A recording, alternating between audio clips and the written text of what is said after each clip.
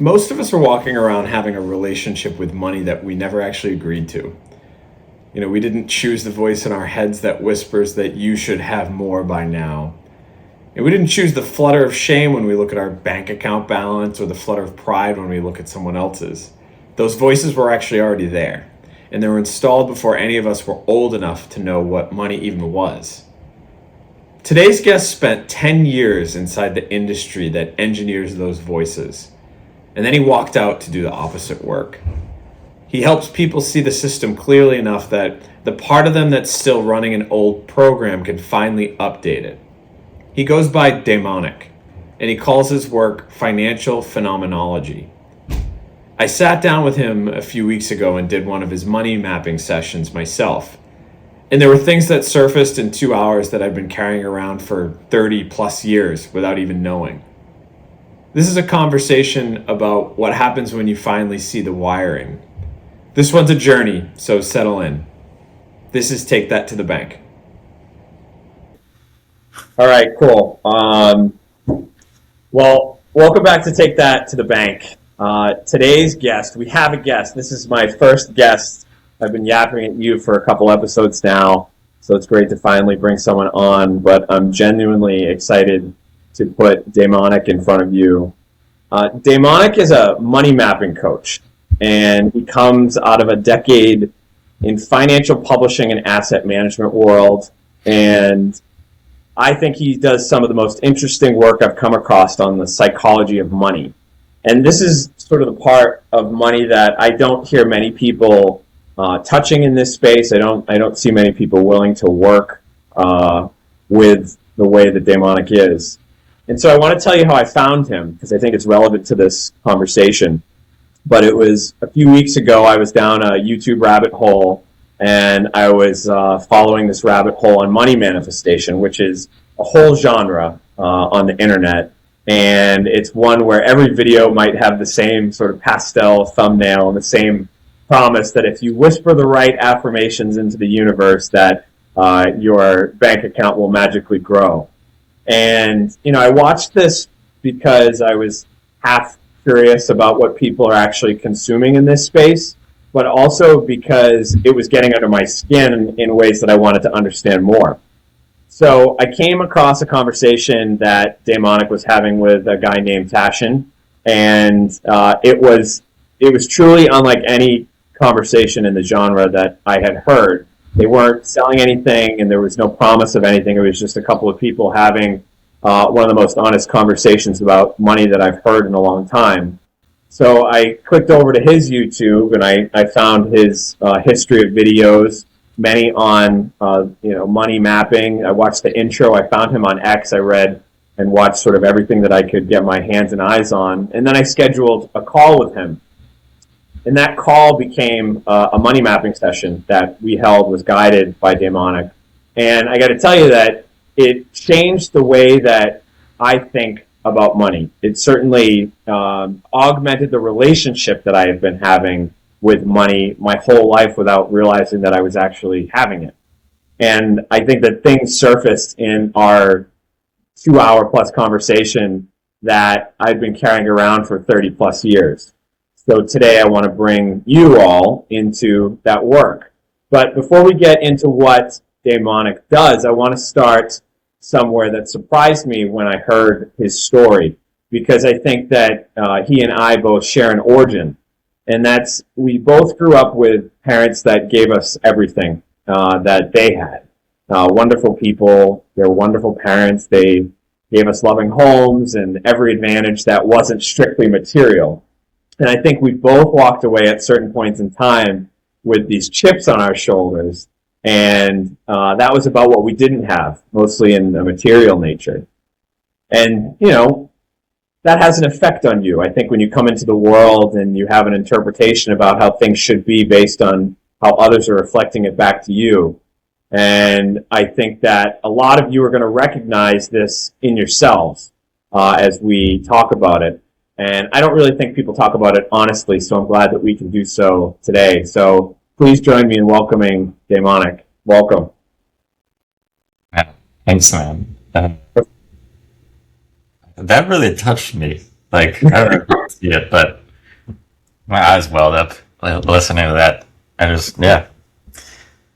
Well, That that's what we interview, should that do interview here. with Option was like really wonderful, and it's like so amazing that you found it so compelling and listened to it. Was long, it was like almost 3 hours. Uh, yeah, thank you.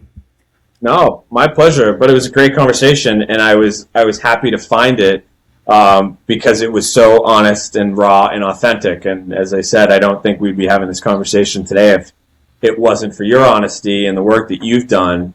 And I think it's incredible the path that you have been creating and the work that you've done on yourself and trying to understand your relationship to money. But let's start from the get go. Let's give people an idea of from where you come, from where you came. Yeah. Tell us about the younger version of you. Yeah. It's funny you said start from the get go. It sounded like you said let's start from the get go. From the, Which from is the, I grew up with a lot of geckos around okay. in Hawaii. Um, yes, I mean you brought up the chip on the shoulder thing. Like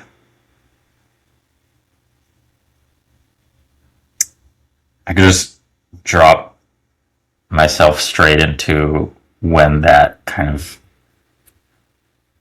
really became clear. Like the moment in my life when I say that really started was, yeah, like you said, I had so much from my parents, to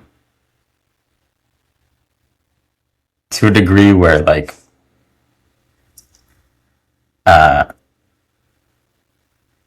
for into my mid 20s, I mean even still in a different way, like totally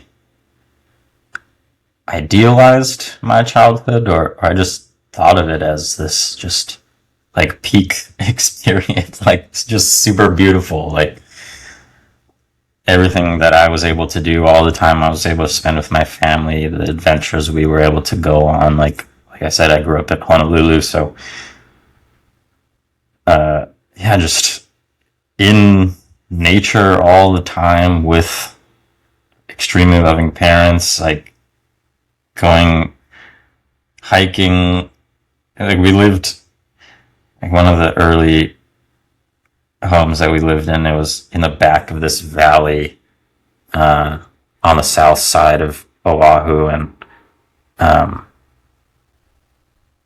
we were basically like at the very, like the furthest you could go into the back of the valley. And so on the back side of our house, it just kind of dropped down into a little bit of a ravine. So it went like down, and there was a stream running down, and then it went back up towards the ridge of the valley. And like my dad built an incredible tree house in this giant like banyan tree just down the slope from our house. And banyan trees have the vines, and so like we were able to like swing like into the ravine, like over the stream, like in this basically rainforest. So we had chickens, and so just being able to clamber around and go explore the jungle all the time, and grew up going to the beach also.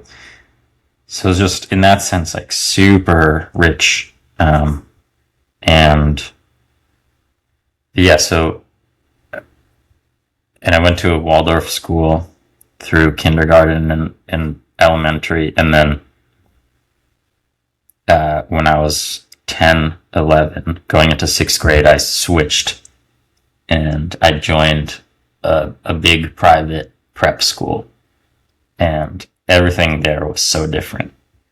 And that's where the chip on my shoulder really like showed up. So Go back 2 seconds here. Tell us, so Waldorf schools, for people that don't know, what is a Waldorf school? yeah, so Waldorf schools are,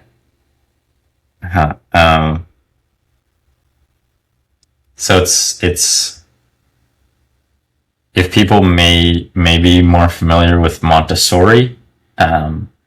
Montessori and Waldorf are usually the two like alternative schools. They're kind of lumped together in a certain category of alternative education, but they have quite different philosophies actually.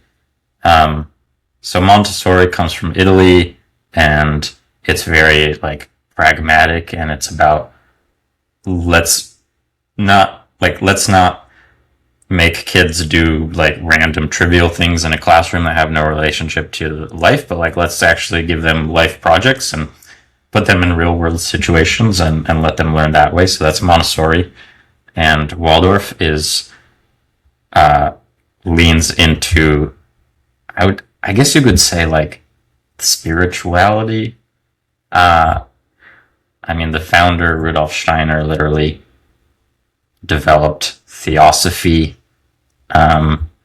which we were emailing about, I haven't dug into a whole lot, but at Waldorf, the emphasis is on the arts and creativity, and there's like a deep trust in the developmental process. So, for example, they don't, at least in my experience of it, they don't like push you to learn certain things by certain times. Like you don't have to read by a certain time, for example. Like they just trust that you will learn that because you are a curious human being. And so no pressure on the child to perform before they need to. Yeah, so it's really like each grade, is like, at what stage of development are these children, and like how can we create the experience so that they don't have to be anything more than that. They can just live fully in that like developmental era of their lives. And so yeah, like music, dancing, learning languages, putting on plays. Like at Waldorf, you create your own, like we would have what we called main lesson books. So they're products that I don't know, Waldorf itself produces or works with like certain companies that creates these really beautiful notebooks, and the students, they're empty. And then the students write in them and illustrate them, and like basically your textbook, if you will, is something that you create over time.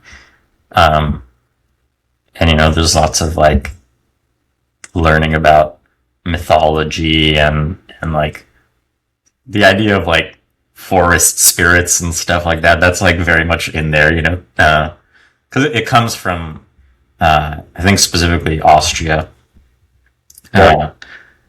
So yeah, very, very like fantastical and art driven and creativity driven. So I went there. Yeah. And so you grew up in heaven, basically, in this idyllic setting in Hawaii. You Right, go to this Hawaii, no less. free-thinking elementary school, and then you wind up in prep school. Yeah. And I guess relevant is, so my dad is an educator, so like part of the reason I went to Waldorf schools and then also to this prep school is like, ultimately they didn't want me to go to the public schools in Honolulu. Just like with the awareness that my dad had about like the base level of like the education system there, but then also like one of the phenomenon that exists there is that everyone wants to come to Hawaii, so then you get all these young people that come out and maybe they're not like, they don't care that much about teaching, but like teaching something that they happen to be able to do or something, so they come out and then they're teachers in a public school in Hawaii, but then they're not from there, and they don't even have like necessarily a commitment to being there, so they're kind of in and out. So and then you have like the kids are being taught by people who don't even have any real investment in the place. And so yeah, for all variety of reasons, my dad, largely my dad, but both of them didn't want me to be in that system. So but yeah, he cares a lot about education, and investing in education was always something that he emphasized a lot. So then, yeah, going to this prep school, that was driven by me. It's still, like, I remember certain reasons why I wanted to make the switch, but a lot of it's still kind of mysterious. Part of it was like, I was starting to feel like a big fish in a small pond in a way, because it was very small. The Waldorf schools, each grade was like only one class, and each class was like no more than 30 people. Wow. So it was literally small. And then I had some experiences, like one I've never really spoken about, but I think was a big part of it was, like I said, we did a lot of music, and so I had like chosen to play the clarinet. So we had a concert. I'm pretty sure it was in 5th grade, where it was like a band.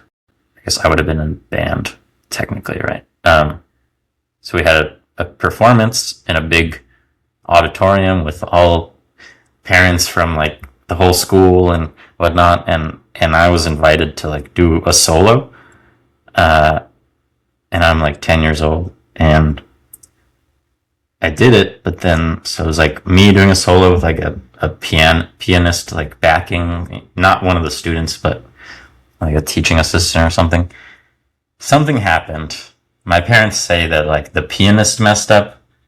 I don't remember the details well, but something happened, messed up. I froze, Oh, no. and like in front of this massive audience, and that was traumatic as hell for me. And Wow. it's like blurry, the memories of it, but it's one that has stuck with me massively. And I like, in the moment, I don't know exactly what happened, if I like managed to finish and sit down, but I do remember like afterwards going out into the parking lot, like really fucking stressed. Sorry, I don't know if I can swear here, but really stressed, like probably crying a bit. So yeah, I feel like that kind of thing happened, and I was just like, I want to be out of here. Like, I don't want to be around this world anymore. After what felt like such a exposing, like humiliating, I guess, in a way that doesn't feel quite right. But also one of the reasons that I do remember about switching was that I love to read and I love to learn, and like my parents read to me all the time from birth, and this other school had multiple, much bigger libraries, whereas my Waldorf school had just like a one-room library, and I wanted to have access to these. So that was a driving thing, and so I had to study to take the SSATs. It would have been, because SATs is for high school, college, right? I'd never taken standardized tests before, so that was super new. But I got in, and yeah. So being a prep school, it was like preparatory for college, right? Which was a concept that never existed for me before. That like everything you're doing is part of this instrumental process for getting somewhere else. And so suddenly being in a system which is not unfamiliar sounding to most people, of just like standardized tests and grades, and just the way that subjects were approached was much more just textbook like, you know. Structured, yeah. And so it was a different overall philosophy of education, and then, you know, it was so much bigger of a school, and it was quite a, like, there's a handful of these really high quality private schools on the island, and so there's like a status thing in going there, you know, like the wealthy kids go to these schools or whatever, and so people aren't there because their parents necessarily like are thoughtful about or care about the education for its own sake. They're like, this is high status and it gets my kid to like check all the boxes and like get into a good position in life and whatnot. So suddenly just being in a world that did not have the same values whatsoever as what I had been around, and there was a system of values which was very, I think, reflects broader culture of like just, having everything's for the sake of something else, and you're just trying to. I mean, even what you told me the last time we talked about, like your vision for what you wanted to be when you grew up, and you're like, I know what that is, so then let me do all the things to get me there, right? Yeah. So that was just super foreign to me, and yeah, so there was a lot of people there who had a lot more money than I'd ever been around before, and so, my friends have houses with pools, and one friend of mine I remember lived on a marina, so they had like a boat, and we would like do not water skiing, wakeboarding, and like they just had toys and stuff, like that kind of stuff, and bigger houses, and then these people's parents, whatever, doctors, lawyers, business people, as opposed to my parents being like in public health, and my mom's a midwife and my dad's a professor, and so just like people in the business finance world in a way that my parents weren't. And altogether, it felt like they all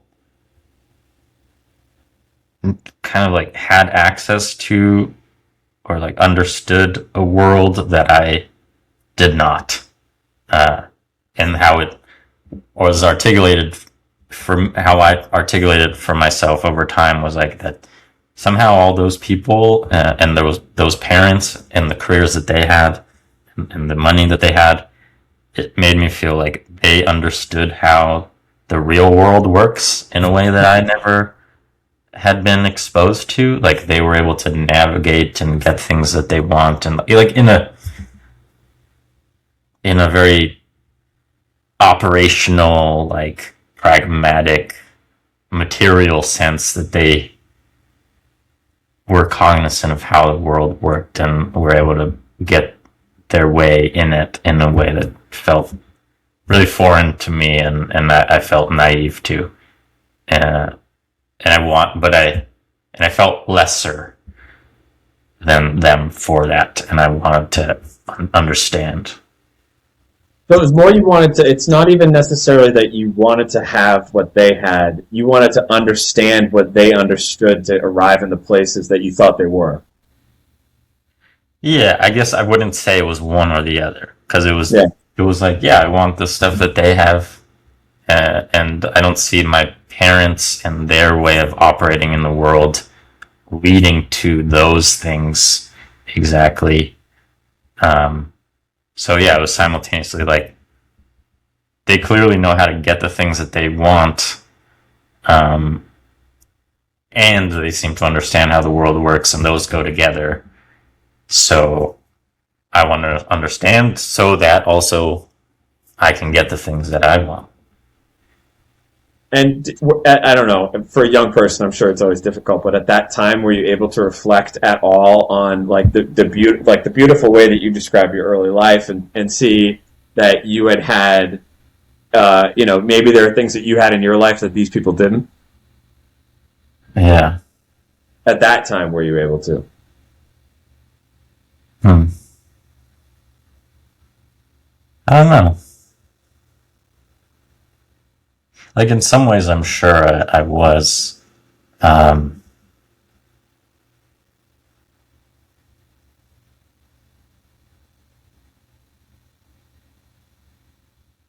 remembering something that I think like something that my dad would say that I haven't really thought about it much until I'm bringing up right here, but he would kind of,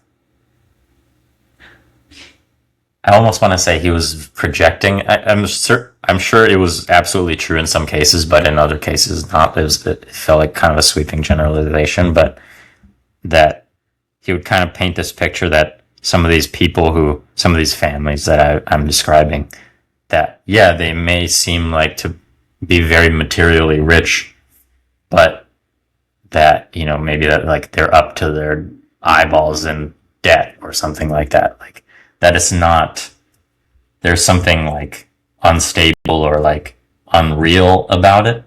It was kind of the feeling that I got from what he was saying.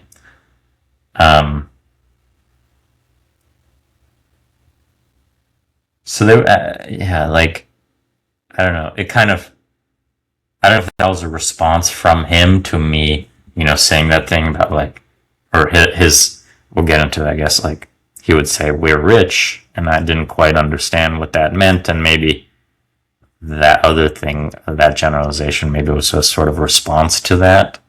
Yeah. I don't know. I haven't thought about that, but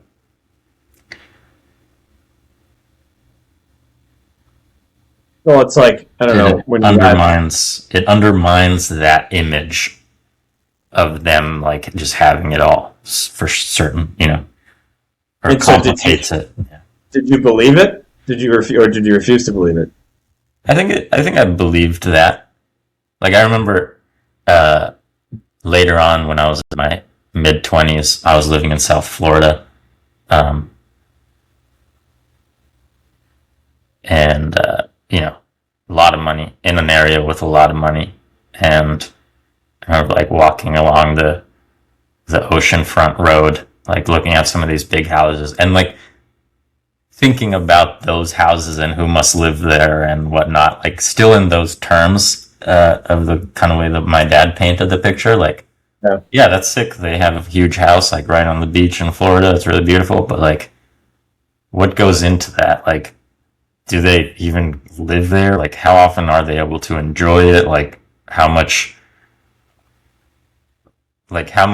actual security do they have? Or are they, Do they have souls? fully, do they have souls? Yeah. But more like debt. I feel like debt's a big piece in that, this idea that like of like ownership and the relationship to the thing, where you're like, yeah, maybe I own this thing, but I own it by way of a loan or a mortgage or whatever, and so I can't just rest. Like, I have to keep doing my crazy career and making all the money in order to have that. So I have it, but I like can't be with it and enjoy it. It's a vicious cycle. Yeah, you have to keep grinding. And that's certainly like a true thing that exists, but I don't want to say it in such a blanket way that like anyone who has nice things is that. It's not. Yeah. But everything is perspective, right? So you're on the outside looking in when you were brought up in the place that you were, which sounds great. You were just looking at what other people had, and you were like, "Oh, there's something compelling about this." Yeah. Yeah. And another thing too is like, I can't remember if I said it in that interview with Tashin, but even at Waldorf, like, Waldorf is notoriously a place where a lot of hippie people congregate. And even so, I felt like a hippie to a degree that like other people weren't at Waldorf. Oh, really? Yeah. You were on the hippier side of hippie? Yeah. So like, I don't know if I would have called that the chip on my shoulder, but I think it's like a precursor to then when I'm in an environment that's just like totally different from all that. I'm like, that difference that I felt suddenly gets amplified a lot and put in contrast with an entirely different sort of worldview. Yeah. I don't think that the chip on the shoulder like concept or the feeling is unique. I think a lot of people have that feeling. I think a lot of people look out at what other people have and feel entitled, right? I said to you before, and I'm saying here, like I suffered from the same thing when I was younger. I went to a prep school in high school, went to public school until high school. And in high school less so, but more so college. When I got to college, I saw what people had and was very much wondering why I'm in the same place as these people. Why doesn't my family have these same things? Haven't we sort of ended up in the same place? But there's a level of self-awareness eventually, if you have it, that you come to where you're like, oh wow, that's not the right way to look at it. I came from a wonderful background. I was given everything that I needed, and now sort of it's on you to produce the rest. Yeah. Okay, this gives me some, maybe these are sort of new thoughts, but like how I was describing prep school is like everything's for the sake of some further end, Yeah. right? And Waldorf had been very much not that way, and my parents didn't really talk about life in that way. Like there was some goal that I, as a child, was like having to get to, and so the difference that just got clarified is like that at Waldorf, and with the way that my dad thought about education and whatnot, I was like very much for its own sake. Like it's a worthwhile thing to do for itself. Like it's interesting, it's fun, it's enriching. And then suddenly at this prep school, education was just instrumental. But then more broadly than that, I think there was the shock, I guess, or the transition between the two was, going from this world in which there was no like further end that everything was for, and then moving into a world where like everything was that way. Yeah.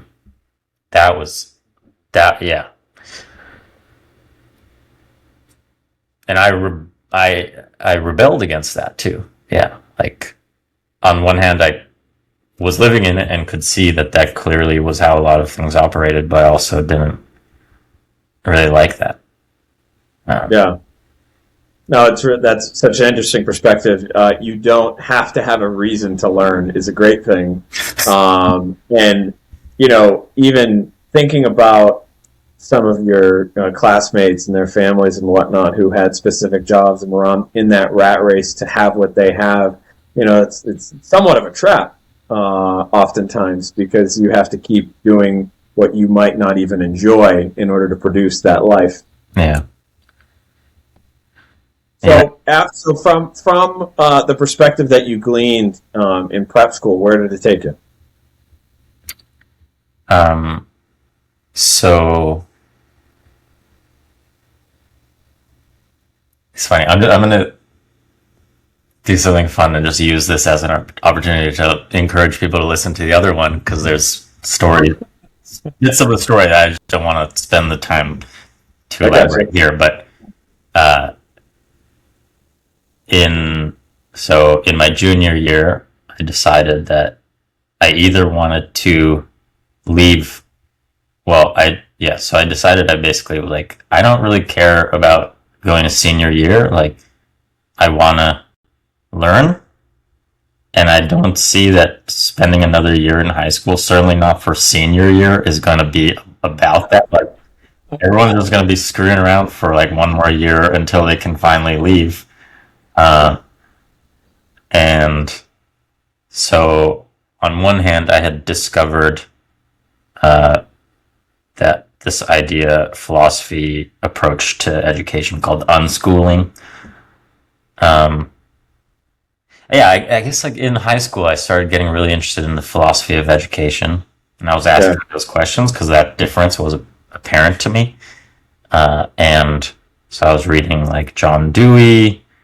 I had been introduced to Socratic style discussions in my sophomore year at a different school that I went to briefly. And I also knew like what classes I liked. I loved, social studies stuff, English, philosophy, history, that type of thing. And I was like, okay, there's some classes I could take as a senior that would be cool about that, but like there's also a lot of stuff that's just going to be a waste of time, I think. So Yeah. I was like, well, maybe I could just leave high school early and go travel and self-educate. That was a very compelling idea. But then I also discovered St. John's College, where I ended up going, the Great Books Liberal Arts School. And that became super, super compelling for a lot of reasons I can go into if you want. But the reason I brought it up is because they accept almost everyone. It's a very small school. They accept almost everyone because it's such a unique program. Like, people are super self-selecting. And where is it, by the way? So there's the one I went to is in Santa Fe, New Mexico, and then the original one is in Annapolis, Maryland, right next to the Naval Academy.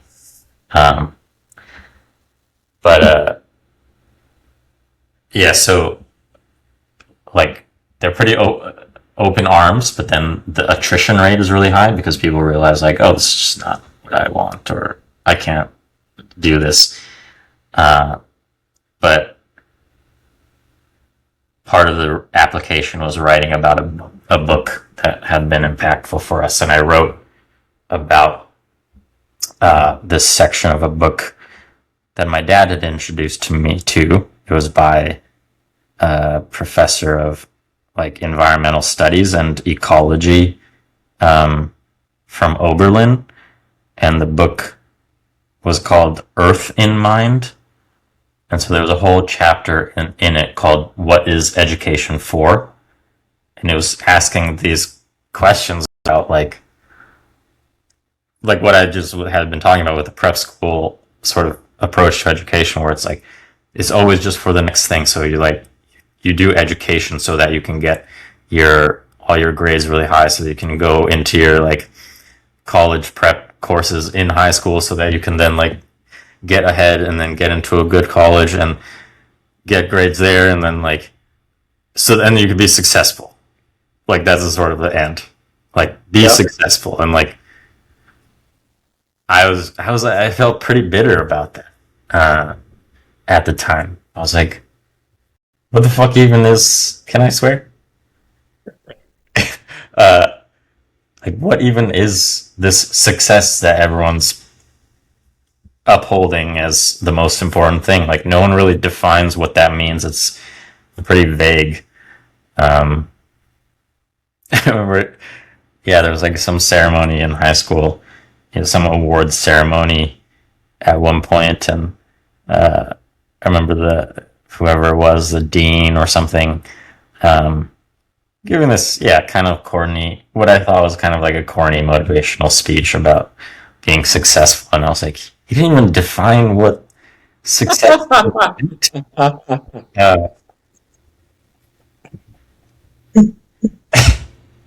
I like walked out of the auditorium just like railing on about it to my friends. I think that's great though. Like, what are we even talking about here?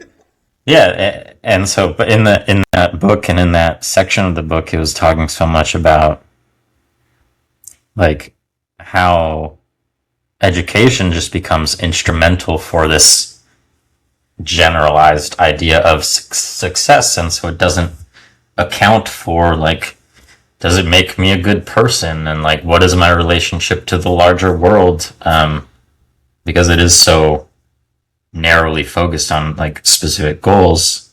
So I wrote about that when I was applying to St. John's. So that was like what was really on my mind as a 15, I guess at that point I was like 17. yeah, so then I went to St. John's, and again, to continue on this theme, is like St. John's is like for its own sake. Like, it's, unless you want to be like a professor of philosophy already, like there's no place that it takes you exactly. Yeah. And yeah, like that's still how I was thinking. It's funny when I thought back about like what did I want to be when I grew up, or if I had a sense of that. There wasn't really anything in particular that I ever had an attachment to being as a grown up. Like there was little things here and there, but they were never like goals or anything. And you also didn't have that pressure, it seems, to choose anything. Yeah. I mean, there's so much here, right? Because it's like, it was a private school, and so my parents had already spent a bunch of money on private school for me, and then I went to a private school for college, and it was all expensive, and I was sort of aware of that, but also not so much that,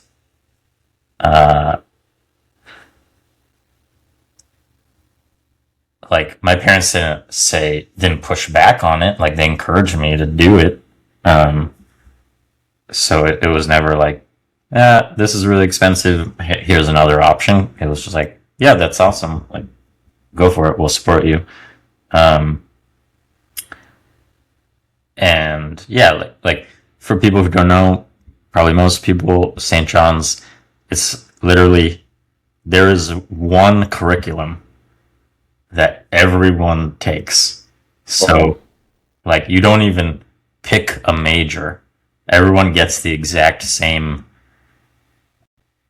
thing at the end. And, like, it's like a double major in, like, philosophy and the history of science with a minor in mathematics and something that language or something like that. Because you study every subject every year, and like the fact that I don't even remember what exactly the majors was is, I think, not uncommon, because like that was not the point for people. They just want to do the thing that you do there. Yeah. Curiously, how does a school like that successfully, survive, I guess, what seems outside of the either like financial or labor complex that most colleges and universities are attached to? It's a good question. I mean, I don't know. Like, I don't think it's a solved problem exactly. And that's, yeah, I think that's a challenge. Like trying to continue to be relevant in a world that, nowadays it's different, a different world with AI and everything. I know, like, in the time after I graduated, there was so much emphasis on what do you call it? What's the acronym for, like, hard science and technology and math? Yeah. STEM, yeah. Like, I just read so much people who were like, just do STEM, that's how you make money. Like, I laugh because that's any acronym that is prominently put out there to the zeitgeist, I think is like that. It is really meaningless underneath, but it's supposed to mean something, and when people start saying it enough, it develops its own meaning and purpose. I mean, I get it. It fits into that larger worldview that I've been talking about, because it's like people weren't advocating for STEM because it's like enriching in and of itself or whatever, like makes you a good person. It's like, no, those are technical skills that will help you get a job, which will allow you to support yourself and become successful and rich and whatever. So it was never like something that people cared about for its own sake. I mean, of course, there are people that love that stuff, but that was never the cultural push. Yeah, so I don't know how it is now. Even in the context where STEM was, it's funny because now like studying software engineering, computer science is like becoming kind of more people are like that's kind of a waste of time and Yeah. money because computers can do all that stuff now, which is like such a hilarious turnaround. Um, but yeah, so how St. John's or places like that remain relevant in this kind of world, I'm not sure. I hope that they do though. Yeah, it just you make when you talk about a school like that, and I think about there's a lot of like smaller and medium sized sort of middle market, let's say, colleges and universities across the country that are just closing, and I think COVID was part of that, and then I think it really exposed the faulty business model of a college and university today. And you think about most of the bigger colleges and universities, and by bigger, it might not even be student population, but it's most likely the size of their endowment and their real estate portfolio that they're managing. But they've become like micro, sort of human venture capital funds where you're making bets on people. And the bet is essentially that they're all going to end up giving back and to continue to support the large portfolios that they're building. Yeah. So Yes, I mean I've heard bits and pieces about that, but like to hear it just said so starkly like that, that's fascinating to think about. Yeah, these educational institutions, which ultimately are not what they say they are. Not in like a sinister way, but it's just like the economics have evolved in such a way that it's there's the economics, but I actually think it's going to connect to what we're going to talk about in a bit, which is people's relationship to, I guess, whatever they're buying, right? Because you're not you're buying an education these days, so you're buying a degree, and you know what you're going to do with that degree, maybe, and that's you're going to sell it to a labor market that's going to buy your services as an individual. But I think that again, it's about having a relationship. As we're going to talk about a relationship to money, it's about the relationship that you have to education or learning, and that's a totally different concept. yeah.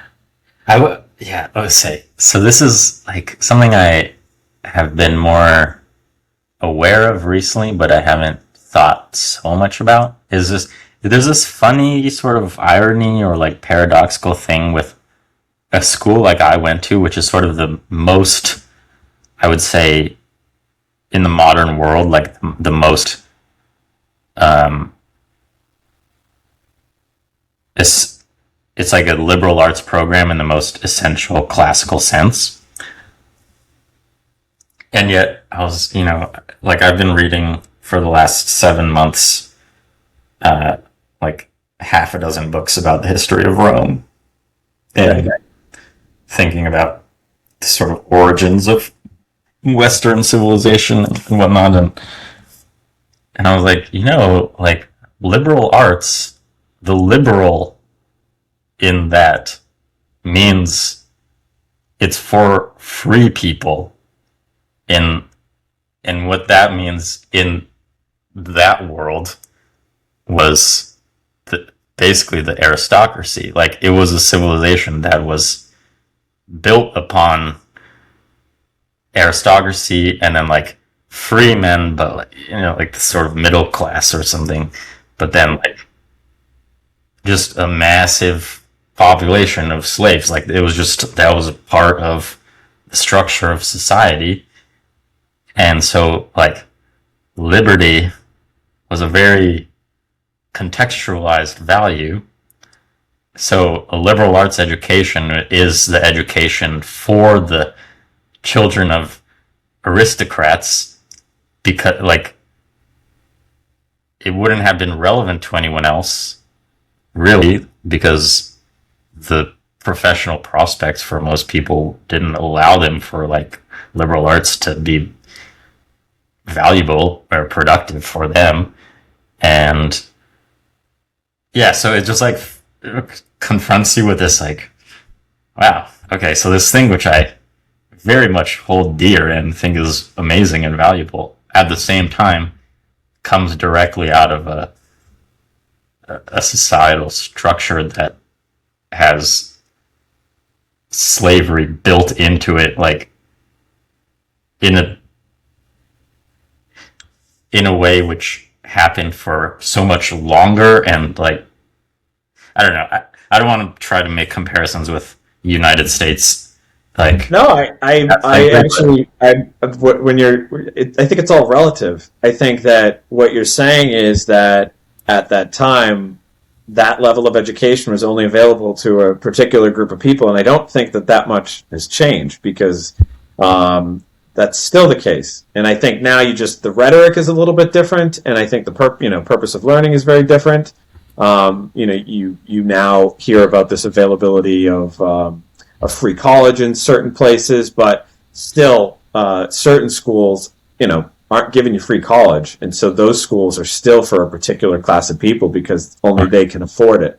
And we don't have there's no outright slavery here in the United States, but there are different things that bind a person to the need to do particular things in order to make and satisfy particular outcomes in their life. Right. Yeah. Yeah, because like the people that would have been getting anything resembling a liberal arts education in that like classical world were people who were going to become like statesmen and lawyers and stuff like that. Like, so in a way it was like technical training for them. Right.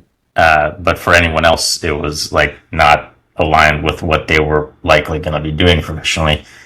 So, and then like, that was like in early Rome times. I mean, I don't know what education really looked like in those days, but I know that like during the Renaissance, so like in Florence in whatever 1500s, I don't know the exact years, but like that's when there was a revival of classicism, right? And so when I was in Italy, it was a trip to Italy last September that kicked off all this reading, and we went to Florence, and I was learning a bit about that and how that's where the Medicis came to be a force in the world in Florence, and so Florence was this sort of epicenter of merchant capital. Money. Merchant banking was the industry in Florence. And so there was this resurgence of like classical education because suddenly those firms like needed people to work with them, so needed like accountants and people who were going to be writing letters and doing correspondence with people all over the world. And so they needed to have studied, philosophy and literature, and Cicero was someone that people love to study because he's like the most famous rhetorician and speaker, orator from Rome. And so like the liberal arts sort of came back, but again, it was among this class of people who were basically white collar people in the Renaissance. Yeah. So yeah, it's just like wild to think about the context of where this kind of education comes from, and then be like, okay, well, we don't really live in. I mean, the context, there's ways in which it's analogous, but yeah, like, how do you think about the way an education like this fits in a world that we live in now? So I have a deep feeling that your ability to think deeply about any concept was innate, or it was probably supported and bred by your parents, and then of course you followed along into the school that supported that even more. So let's go back to, I guess, that place. So how do you make a transition from a very thoughtful, sort of profound worldview to where you ended up professionally after school? Mm-hmm. So yeah, I read 4 Hour Work Week. Pretty sure when I was a freshman, Yeah. So I read 4 Hour Work Week when I was like 18. So it was this interesting thing where the whole time I was at St. John's doing all of that stuff, I also was developing this intimacy with the Tim Ferriss world and the Ryan Holiday and Money. like awareness of business and entrepreneurship and like the it's funny in the 4 Hour Work Week, Tim Ferriss's whole thing, like this idea that he created, which was so compelling, is the new rich. That's who the 4 Hour Work Week was like about. That's what he called himself, basically, and depicting this possibility of life in which you start a business that's generating a ton of capital for you, and you basically don't have to work on it that much, and you kind of just have this amazing freedom and access to everything the world has to offer on the back of that. So yeah, like I read that freshman year, and so that was always sort of in the back of my mind. But I also loved cooking, and I was interested in agriculture and stuff, so I did a couple internships as a butcher. Wow. But realized that was just like a hard life. I was kind of doing like sociological studies, I think, in the way that I was engaging with that, where I would do these internships, and then I like wrote about it after, because I had to like write a report, because I got a scholarship from my college to fund it. And I wrote about talking to all these different people who were like working as butchers or like in that world, and some of them had gone to cooking school in place of going to college, and so had spent a bunch of money on that, and now we're in the food world, and living in San Francisco in this case, and like not making a lot of money, putting in a ton of hours, doing like physically dangerous work, with student loans, probably. And I was like, wow, that, like, they might love it, but also they just don't have freedom to like reevaluate or step back or anything like that. And there's another guy I worked with who was in his late 20s probably at that time, and he had been an accountant for a period of time, and I think at that time, so it was like 2013 maybe, and I remember him telling me that like he had been making like $80K a year, which just seemed like insane. And at that time, it was more than it is now too. But like he had been making it. He didn't like being an accountant at all, but he had been making this money and socking it away, and got to a point where he left being an accountant and came and like started interning and working as a butcher, and he was just loving it. And his ability to just love it and have a good time was very different than some of these other people who had come to it in a different way. And I'm thinking about that a lot. I was like, yeah, as much as I love like all this, I can see it being a trap, or not allowing for certain kinds of freedom that I want. So anyway, yeah, that was something I did. And so then in my senior year, I applied to do an internship with like a branding consultancy in New York City. I didn't end up doing that. But it got me thinking more about marketing and branding, and like it was a firm that did like identity consulting, so like really like deep dives into like what's the essence of this organization and how we express that. And I thought that was really interesting. And so then coming out of school, for a few months I was like, oh, maybe I can try to learn programming and go down that path. And I started playing around with it on my computer, and I was like, this doesn't, like, it was, on one hand, it was really fun because it was so immersive and so responsive. Like the feedback loops were so quick that I got so sucked into the learning, and that was cool. But then also, like, I wasn't making anything that was meaningful to me, and I think I fucked up my computer trying to learn Python, like, like, and yeah, so I was just like, this is not playing to my strengths, and I'd always liked writing. So like, how can I go down that path?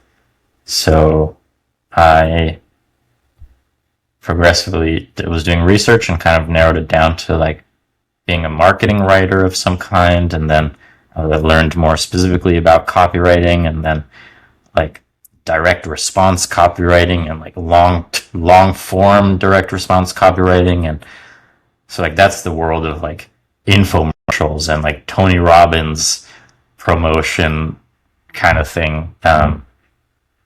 And then learned about this world of financial publishing. So like a major example of that, more well-known example of that, is Motley Fool. Oh yeah. They have more going on in their business, but like certainly earlier on, it's direct-to-consumer newsletter sales. Because these business models precede the internet, so it used to be, physical newsletters with investing advice, different types of investing, sold by direct mail, and there's a lot of money in that industry, and it's like pretty low overhead overall, because it's like they're not managing money or anything like that, they're just selling information. And yeah, so like copywriters in that world, they're effectively the salespeople. And so like the revenue model or the payment structure is that you get royalties. So, some of the big guns in this world that, they're writing promos that do tens of millions in sales in some cases, and they're getting like 2 to 5% of Wow. that, in addition to whatever base pay, so like there was this prospect of a world where like you could learn to write super well in this way and then make hundreds of thousands of dollars, just because of the success. Like it was a asymmetric like effort to reward kind of thing. And I was like, sick. I want the money. Yeah. I mean, there was so much to it, but that was part of it. I've not really said this side of the story publicly, but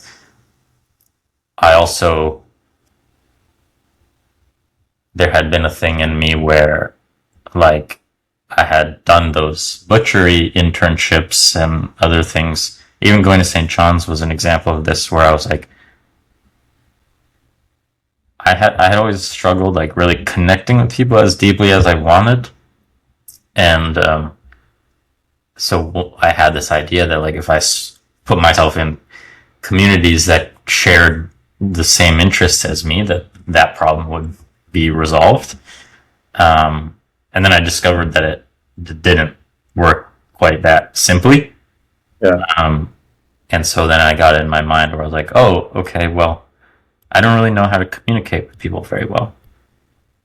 So that was actually a driving part of my interest in marketing, because I was like, oh, that's like what being a copywriter is all about, is learning to communicate in a compelling way to other people and express your ideas and whatnot.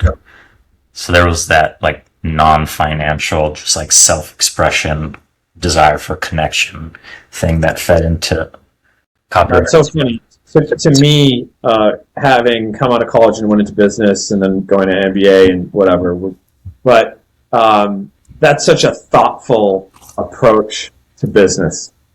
Just hey, here's a core skill. Here's what I like to do, or here's what I want to learn. I think that's a very thoughtful approach to choosing like a job or a vocation. Of course, it was connected to some financial reward or gain. But I just think that that's a very thoughtful approach. It wasn't just, I want to make money. How can I do that? It was, well, how can I sort of learn and grow and do something that's meaningful here. Yeah, interesting. I haven't thought about that in a while, but now that I'm saying it, it's an interesting early example of something that I definitely do think about now, which is like when it comes to business stuff and marketing and whatnot, like I try very hard to think about what I'm doing and get to the sort of essence of what I'm doing so that I can accomplish a lot of things with like one activity. Unification. Yeah, so the concrete example now being like I'm fascinated by this philosopher, psychologist Eugene Gendlin, and I've been reading him for years, and now that I left Goldman, I have this time that I can devote more of my attention to reading his work even deeper. And also, his work makes me radically better at the kind of work that I want to do. And so I was like, well, I want to study it anyway, and it's like professional education. And how can I like do this in a way that's also marketing, and like establishes credibility for me as a practitioner of this kind of thing? Like, how can I accomplish all of that just by studying it, basically? And I figured that out mostly. I mean, TBD, like how it all plays out. But yeah, what I was saying before, it's like actually kind of an early instance of that, where I was like, oh, copywriting can be something which is professionally fulfilling on like all these different levels. Yeah. Hmm. So you jumped a little bit because you dropped a name in there that I think a lot of people will recognize, and you said Goldman. So all of a sudden, this hippie kid who goes to Waldorf schools and is very thoughtful and philosophical and is reading books about Rome these days for the last 6 months, worked at Goldman Sachs. Okay, so how do you end up at Goldman Sachs, one of the largest financial institutions in the world? Yeah.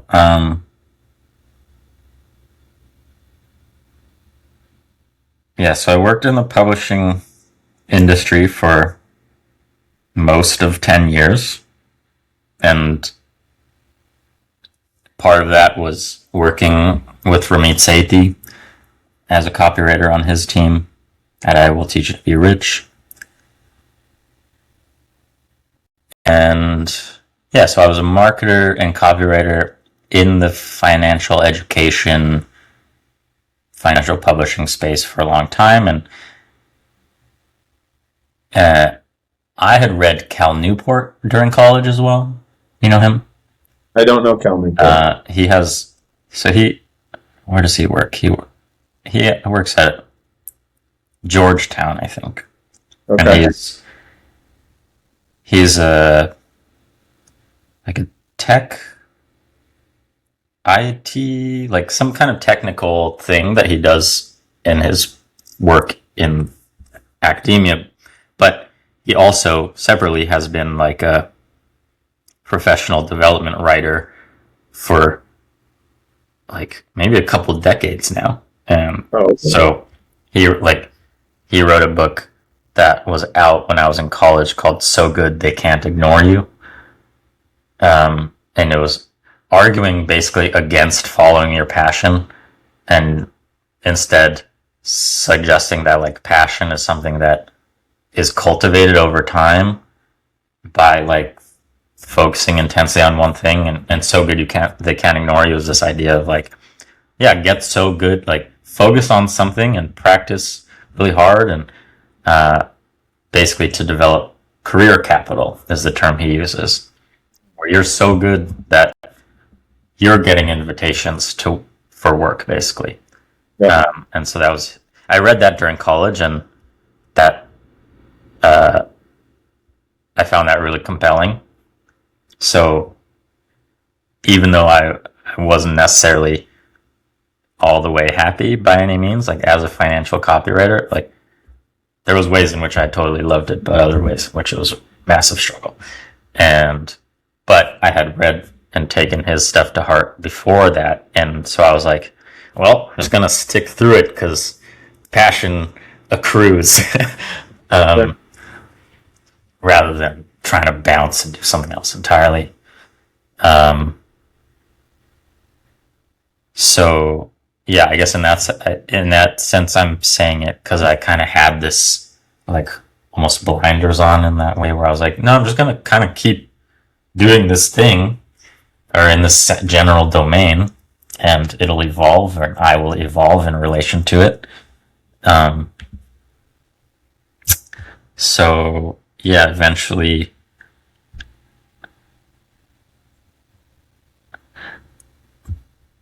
I had always like been curious about working in fintech because it was sort of like a more legible version of finance industry related to tech, which I had not otherwise been involved in. And so that was something that I had had in mind for a while. And I was also interested in like exploring other forms of being a business writer, like instead of basically being a salesperson.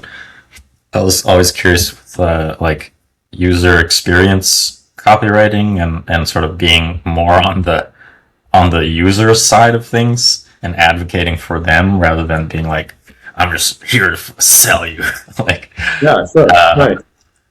So Yeah, that is another sort of anti-perspective, I think, from the typical industry, is that you were actually trying to advocate for the people you were selling to. in a way, I mean, yeah, I certainly tended to side with them more or something like that. Yeah, so I was curious about UX and fintech, and so in 2021, I got let go by my boss of like 4 or 5 years at that time, and because I was so burnt out and like not motivated, and he was like, I don't see you pressing the eject button yourself. So he kind of did it for me. And so yeah, it basically took like a year, close to a year and a half off, and I like went home and I was living with my parents. And during that time, I dove deep into examining my own relationship to money. Many hours of that was a part of it, but I got to a point where I felt like I had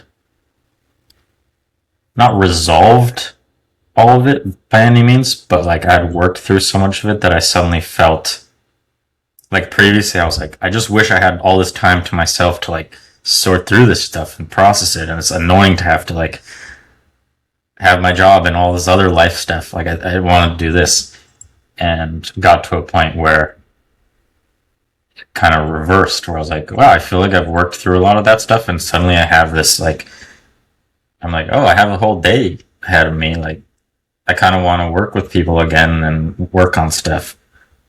So why did you do that? Like, what prompted you to start working on your relationship with money? Yeah. I don't think there's a clear way to say what prompted me exactly, but I'll go here. So, in my 20s, at some point, multiple times, like, there I was, very much chasing money, wanting to make a lot of it for various motivations. One of them was this like deep sense of financial insecurity. Having loans, student loans that I was paying off, and let alone like certain financial insecurity related to my awareness or conception of what my parents' situation was. And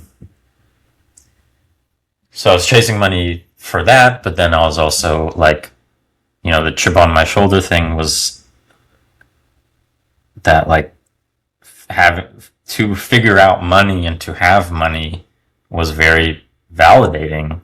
And I was like, if I can do that, then it proves to me and others that, like, I actually understand how the world works more concretely.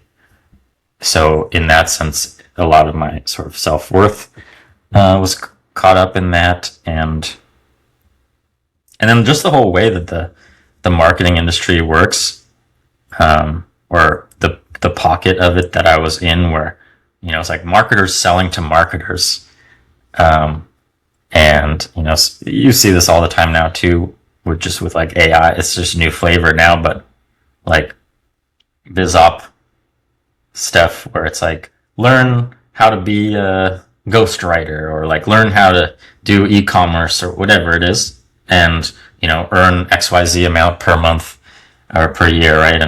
And that's like such a common promise with these kinds of things, and the way it's done though, it leads you. I don't want to place all the burden on the marketing, because it depends entirely also on the audience, but it puts the number so front and center, right? Like for me, I was like paying attention to like copywriting programs and learning new approaches and strategies with copywriting, and so there would be stuff about like, becoming a better freelance copywriter and earning like 10 grand a month or something. And that's like sort of this benchmark goal that gets like really just driven home. And then, at least for me, and I would imagine for a lot of other people too, that like the number becomes the goal. Yeah. Rather than any kind of like qualitative answer to what you want. Life. Like, what do you want your life to look like? Right. And so it's not like, I want to make this money so that I can live this certain way exactly, but it suddenly becomes, I want to make 10 grand per month because that shows that I'm like one of the people that's good at this, and if I can't do it, then I must suck at this. And so like there's all this psychological stuff in there. And anyway, so I was like, that was the world I was living in, world of motivations and messaging that I was in, and yet I also had this recognition from seeing like certain people in my family or certain people who I admire, like Yvon Chouinard, the CEO of Patagonia. He's always been a huge inspiration to me. He was a dirtbag for a lot of his life. Like, he was a backpacker that like slept in his car and stuff. Not like a dirtbag as in he did bad things. Dirtbag, like backpacking, rock climbing kind of sense. Like, where he never wanted to be, as he expressed it, he like never wanted to be a business person, but like he developed Patagonia like in his free time to support his ability to backpack and rock climb and all this stuff, and it turned out to become a huge thing. But so like I had this vision of him, like as a young person living out and doing the fun things that I like to do and wanted to do more of, and my brother like adventuring, and my dad adventuring, and other family members who had like they weren't earning as much money as me, and they didn't have as much money saved as I did, and yet it seemed that they were way more like present in their life and way more at ease in their life, and able to have adventures and have fun and not be stressed in a way that I didn't have access to. And I was like, yeah, I want money, but like I want that, whatever is going on there. Like clearly like I had been exposed to the idea many times already by that point of like, that whole study of like $70,000, above $70,000, like you don't really need much more than that, like happiness benchmark. Yep. I don't know how valid that is, but I already had a sense of like more money is like that's a benchmark that just always increases, and it's not necessarily going to get you the fulfillment and security that you think it's going to get you. I heard so many stories of that, and even like baby versions of that in myself as I made more money. I was like, oh yeah, now I just think I need more money in order to feel the things that I wanted to feel. And so I was like, oh yeah, okay, well, that seems kind of like a misguided thing to continue believing that money is going to get me this quality of life that I aspire to. Because I'm seeing this quality of life in people who just don't even really have money or don't care about money that much. So that was like that wasn't a singular moment, but it was very much a realization that had a big impact. And then it kind of kickstarted a more explicit exploration from me of like, so then what is it like? How do you feel safe and secure and present, irregardless of money, maybe? There's so much there, and I think you're having that time, that year and a half period where you started to dive a little more deeper into the relationship. So this is what set the stage. Is this from where the money mapping project came out of? Yeah, kind of.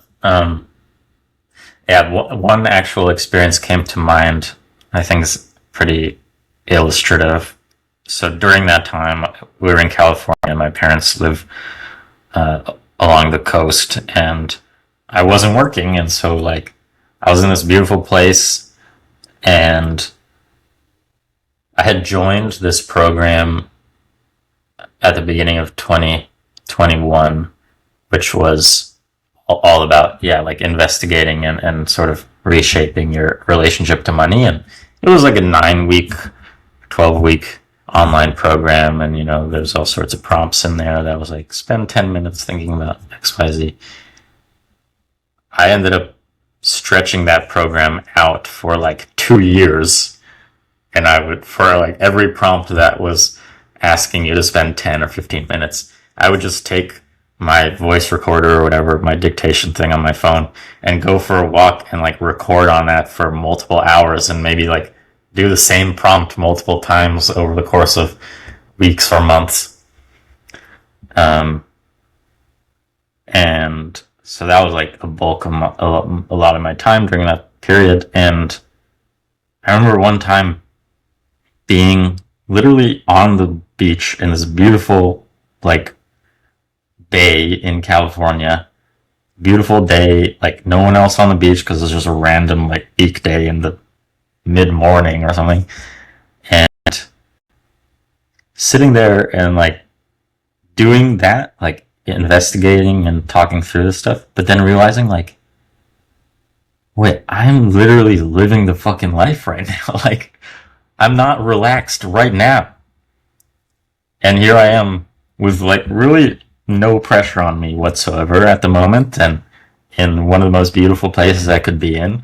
And I'm like caught up in these questions rather than just being relaxed and enjoying being at the beach.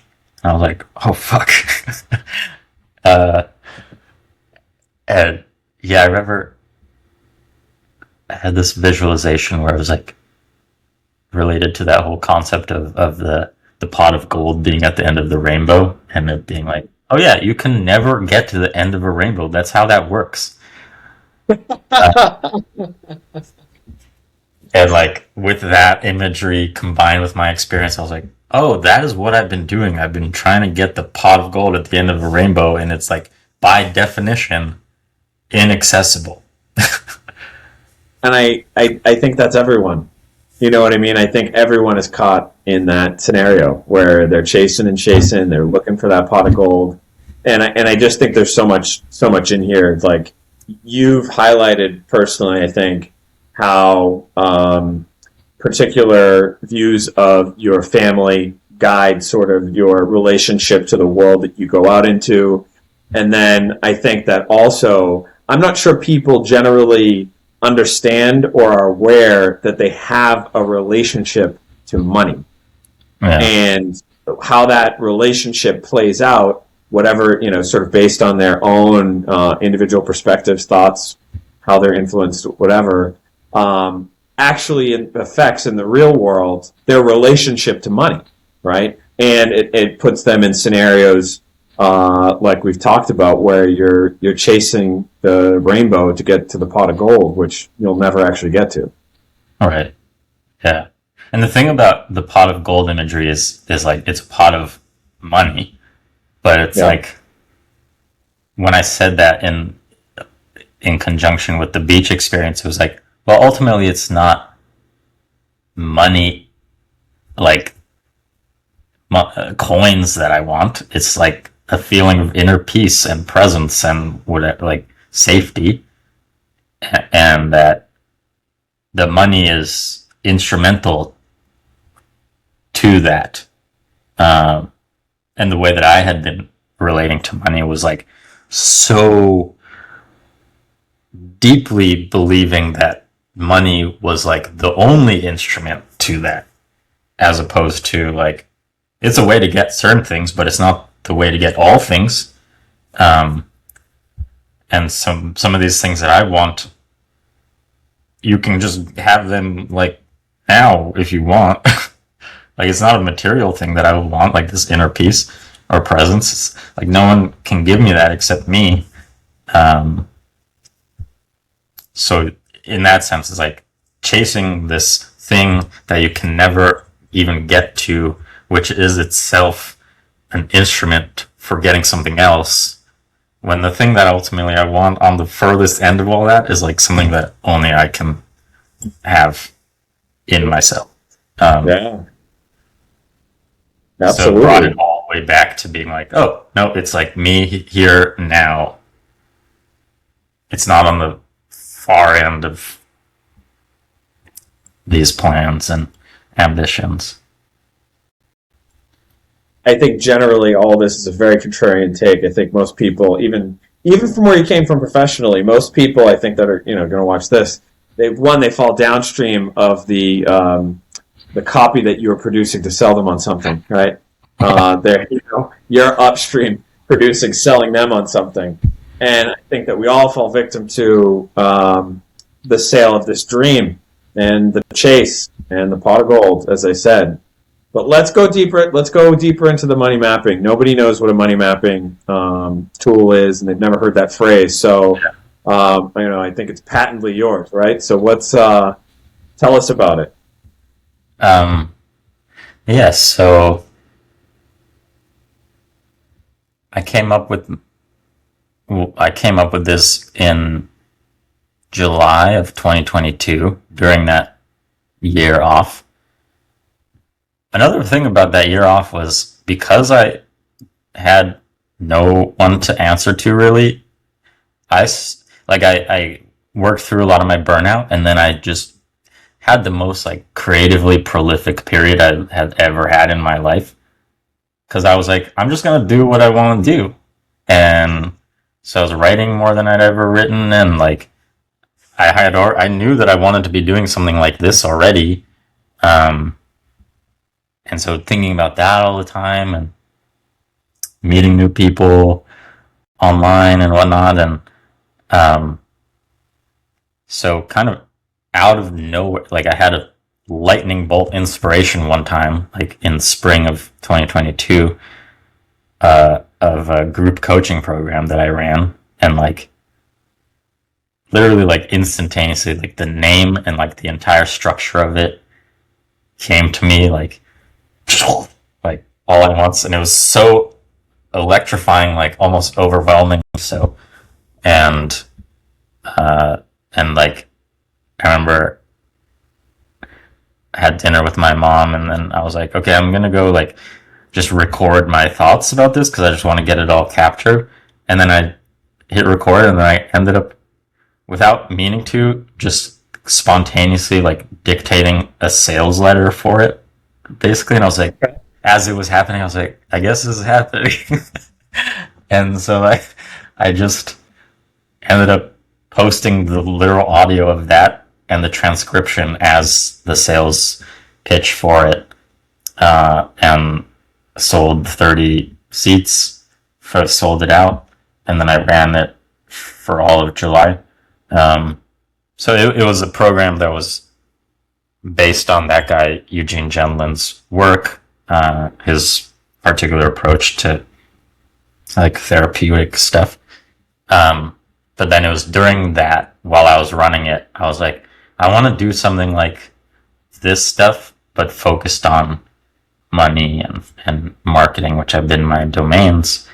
And so I had already been using like mind mapping software for a long time to just flesh out my own stuff. And yeah, so this idea of like making money maps with people kind of occurred to me. And so I sat down one morning and I just like recorded a video explaining what I thought it was and how I had sort of approximated that for myself in the past and how it had been helpful and whatnot. And then that video I recorded July 2022, and it has been pinned at the top of my Twitter profile for like 4 or 5 years at this point. Or I guess it can't go that far back, but yeah, like since 2023. And so what is it? I had experiences in my life up leading to there where like, yeah, I didn't come from a background where like I knew or even believed in sort of the default approaches to dealing with money and investing and all this stuff. So like for a long time, even I never really never really put money in retirement accounts except for like the absolute bare minimum. Because I kind of like didn't believe in the financial system. That you worked in. Yeah. I had a sort of like environmental doomer perspective on that stuff. And I was like, I don't want to put money into that because I don't know if it's going to exist when I want to take that money out. And at the same time, working in that and writing promotions for stuff which was all about investing money in the financial system.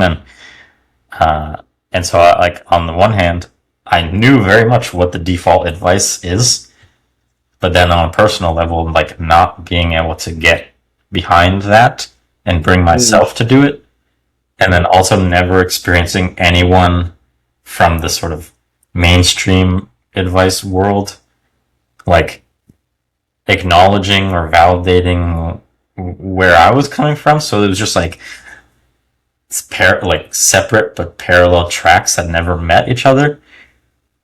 And so I was really... I think you found a gap in the marketplace. With what I'm doing now, you mean? Yeah. Yeah, maybe. But yeah, so like I had all this personal feeling about and questions and whatnot about how to deal with money that like didn't allow me to just readily do what the standard advice was.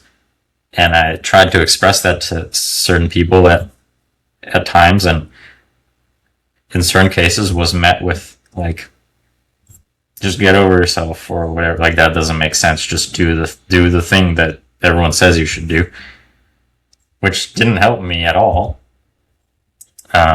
Just made me feel kind of more fucked up about it. It was like, now I don't feel heard and have no further answers. Now I kind of just think for some reason I'm fucked up inside that I can't do that. Wow. So like, had experience like that where it's like, oh, clearly so there's a way of being listened to and received when trying to express these questions and realities of my actual behavior and feelings with money, and then not being heard and not being met, and then having that stuff just continue festering because I couldn't even express it. So like that kind of experience was an inspiration where I was like, I want to give people like the exact opposite of that, because I believe, I believed already at that point because of those experiences, but so much other life experience, that like literally just being listened to deeply is already by itself extremely like productive. That's a kind of a weird word to use for it, but that when it comes to personal growth or therapeutic work or whatever, like even if it's just two friends or whatever, like oftentimes the most powerful thing you can do is just listen really well. You don't need to give them advice. You don't need to solve their problems. Like my personal, one of my core premises, I guess, is that like people can figure out most of their problems for themselves. They just don't have for whatever reason, they don't have the inclination or the awareness or the space and circumstances to listen to themselves and work through their problems. So I believe, that people can like kind of figure out what they need to figure out if they're given the space to really be heard and encouraged to think for themselves. So I believed that very strongly already, that just having that intense curiosity and having a witness and having a compassionate, non-judgmental witness is already by itself an extremely powerful experience that can unlock a lot. And so I was like, I want to basically create something like that. And also it's like fascinating for me. It's like a way to have conversations with people where I get to see into other people's worlds, how all this stuff exists for them. And to me, that's just fascinating and educational and expands my understanding of what it's like to be a person. So I came up with that idea July 22, and started some friends did it with me, and then over the next few years I started making it. I never actively promoted it, but people would tweet about it after doing a session, and then their people that they knew would follow up, and I had like a calendar booked out like for almost a year for the course of like almost 2 years. Wow. So I was doing them like every weekend, like a couple of them almost every weekend for a couple of years, while working in the belly of the beast. So it was really interesting, but so I'll stop there. I kind of answered what the original question was about, like what actually is it, but then again, not to too much concrete detail. So see where you want to go with that. No, that's good. I think I just want to give listeners a sense of the service that you provide and the product that you've created, because I think it's very unique. I've sat with you, walked me through it. I think that you adequately described that it is deeply listening. It's allowing, I think, the person to articulate and vocalize things that they probably haven't before, particularly about their relationship to money.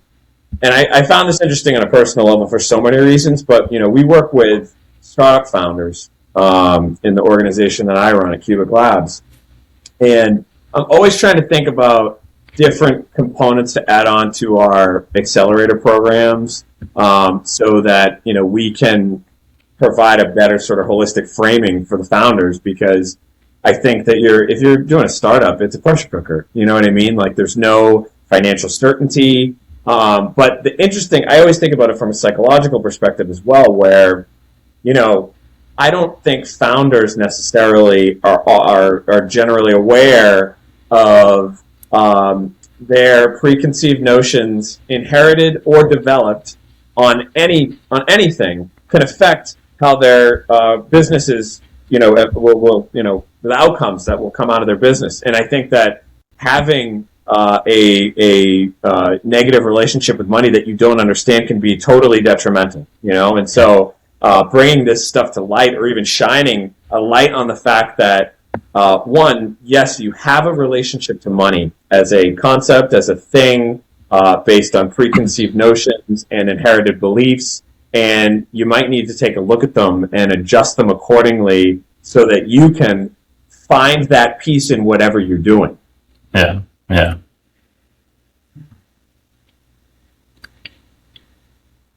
Yeah, it's funny because, yeah, obviously, I agree with that 100%. But at the same time, the funny thing about money and what becomes apparent in like every single money mapping session is that like money, this was the title of this other interview that I did, which you listened to, like, money is never just about money.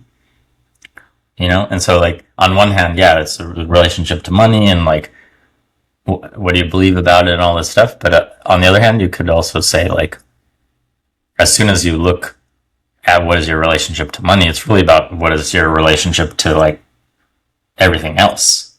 Yes. Yeah. Or even yourself. And yourself, yeah. So, like, so many directions I could go with that, but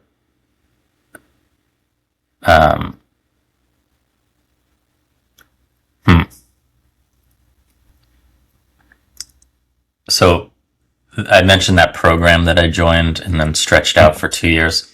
That was based on the work of a man who is quite a delightful human being and who I learned a lot from. His name's Peter Koenig, and he's like he might be in his 80s now. But he had been like a business consultant in his early life, and then realized that, like, he would work with businesses and organizations and realized that, like, money was such a sticking point in organizations where, like, everyone could sort of, people could have like visioning discussions and like, what do we want this organization to do and all this stuff, and then the money part would come up and they would all just fall flat. So like it was like super compartmentalized, where it's like, okay, let's think about the big picture, what do we want, but then when it comes to thinking about the money, like, that feels like a totally different thing, and suddenly, just the attitude of sort of the finance ethos of a business is like accounting and like budgets and like what's actually realistic and stuff. So like suddenly all this vision shit gets cut down. So he like noticed something really interesting there, and so he basically retired. The way he articulated to me once was like he retired when he was like 35 or something. But when he says that, he just means I stopped doing work that I didn't want to do. That's great. Right. But he went for a while and he was just investigating this question of like, what is money? And kind of one of the messages that he shares now is like, and it's core to how I think about it, is drawing from Jung, who I haven't studied, so I don't want to claim much understanding there, but this idea of psychological projection, that money is this thing which is like a perfect like screen onto which we project things, because it's not really anything in and of itself, especially nowadays when it's not even like physical. And so, we project, like, this is what I was talking about with the rainbow and the pot of gold. Like, you project these things that you want onto money, and suddenly it's money by which you can get it. Right. That's one aspect of the projection, but also everything else related to money, like the judgments that we have about people. Like, what's the sort of popular way of thinking about and feeling towards like really wealthy people and the 1%, and right, like, what are all the projections onto those with money? I mean, it's different for each individual person, but there are collective patterns. Like, what do you project onto people with money, and what do you project onto people without money? And like, so that was the thing that I dug into a lot for myself, and stuff that I projected on, to people with money was that, like, that they, like, as much as I wanted to have the money and status and all the stuff that they had, I also was like, they must have been so, like, almost like psychologically violent toward themselves in order to get there, that there's this sort of self-flagellating discipline and like grind of a life that must have been true in order to achieve these. And like, obviously it's not false entirely, but it's not altogether true in every case either. Or that for, again, my personal projections are like coming from a hippie, environmentalist, humanistic background. Like, that was the thing that I saw so much in Hawaii was business interests from outside coming in and kind of degrading the environment. So many environmental problems are problems stemming from like the way in which people and then business sort of delimit their areas of responsibility, and it's like, okay, our liability ends here, and then we're just gonna like dump all the waste over there, and it's not our problem. And other sort of varieties of that, right? So like, I had these projections of like, yeah, rich people and business people and whatnot, they don't care about the environment, and they like treat other people poorly, and like all this stuff. And and you can do the same thing with people who don't have money, and each person's going to have different projections, but you can learn a lot about yourself when you start recognizing that, what those are for you. Because ultimately, I think this is how it is talked about in Jung. This is certainly how I learned it from Peter, was like, those things that you project, whether it's money or otherwise, you project things that you can't like allow to exist within yourself. So like, aspects of your identity, maybe, is one way to put it. Ways of being in the world that you, for all sorts of reasons, cannot allow yourself to embody, maybe because of the culture and messaging and value systems that you were raised in, or traumas that you experienced, or whatever. But that, like, at the end of the day, my belief is like, we have all of that in us, and the more we're projecting it, means those are like massive constraints on us, because it means that, like, let's say, to use like concrete projections that I had, right? So to be really rich means that, like, you don't care about people, or that you take advantage of people. It means that, like, it's all the more difficult for me to try to go in that direction, because I did want that stuff, but it also, here was this projection I had where it's like, well, I want to be rich, but also I don't want to be rich because I don't want to take advantage of people. And I feel like those ultimately go together, right?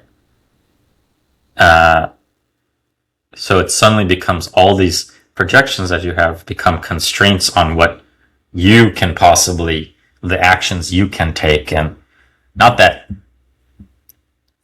you should ultimately, like, not in my case, that like I should ultimately take advantage of people, but all of the psychological, like, architecture and emotional stuff that goes into being like, I don't want to be that way, like, I'm not going to do anything that could possibly be that.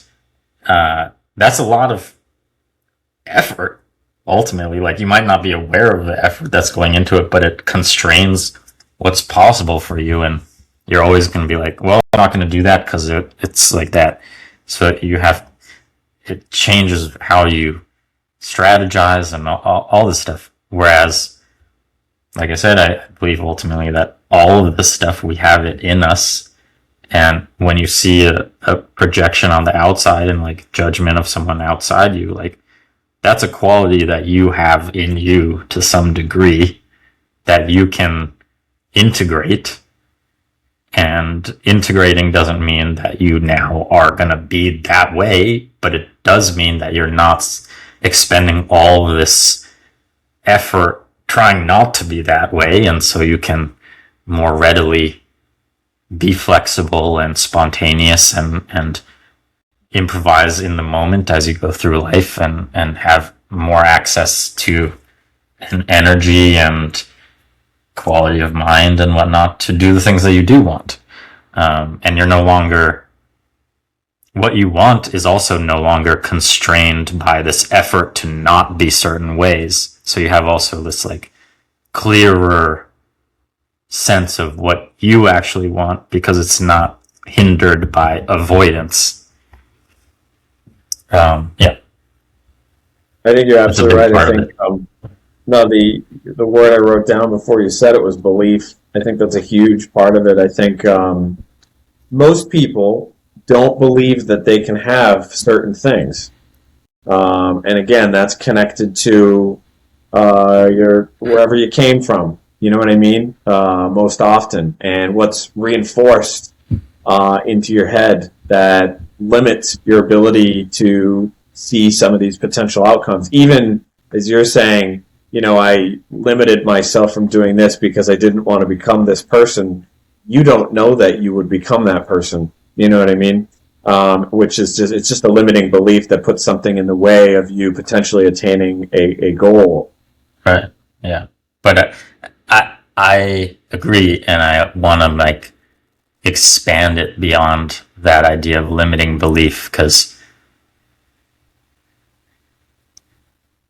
depending on, yeah, like, I remember when I was first encountering that kind of terminology, it was like kind of before I had really dived into the whole world of therapeutic modalities and somatic work and all this stuff.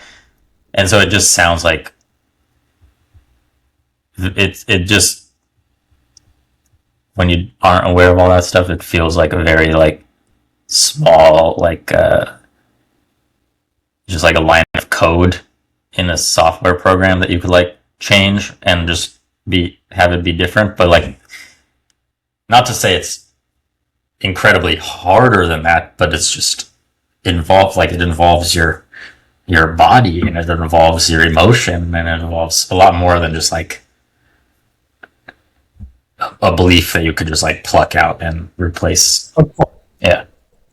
I don't think that you meant it that way, but I just realized, like, depending on who's hearing that, it can sound like a different... Yeah, I didn't mean to sound like I was saying STEM or something like that. I mean, but that's like some people who work in therapy and coaching and all that, like, their model of the human being is kind of based on a computer metaphor. And so there are people that totally lean into that, and it's just like, update your computer program in your mind. can work. It's not how I see it, but No, I get it. I want to highlight a little bit. You've worked with a lot of people, and I think there's actually something I want to say too, which is that what you do is neither therapy nor financial advice. yeah, Right. Disclaimer. You are not a therapist and you are not a financial advisor, but it's this framing of coaching. I think that's important to bring home. But out of some of the people I've heard you talking before about some of the successes, I guess, like so to speak, successes, right, or positive outcomes or realizations that some of your clients have had. Can you talk about that? Yeah. So, yeah, this is a funny thing. Because I'm not a therapist. I'm not a financial advisor. I don't actually use the term coaching. I don't self-describe. Yeah. With that, like, obviously, it's totally applicable. Yeah. I don't. What would you call it? Would you call yourself like an advisor? What would you call yourself? I'd kind of just steer away from describing myself in that way, where the term that I've come to that describes the work more broadly, like beyond money mapping, because it's not just money mapping. That's just the first thing that is available to people. Right. But the term is financial phenomenology. There we go. And yeah, cause like there's a variety of reasons why I don't want to use the coaching terminology, which is like, because I come from the marketing background, so I've spent my entire professional career thinking about like making promises and like what promises to make to what people at what time, and like how do you compel them to like be interested in your offer, right? And like in the financial market, in publishing, like there's this crazy phenomenon of, everyone's ultimately selling investment ideas. And so there's only one ultimate way of talking about the ROI of that, which is more money. and so like there's this insane inflation of promises where like, because everyone's making these promises, and maybe it starts really simple with like even doubling your money is an insane promise, but let's say that's like the baseline promise that people are making, right? And so the market is hearing these promises for the first time: double your money. It's like, oh wow, like that's exciting. I would love for that.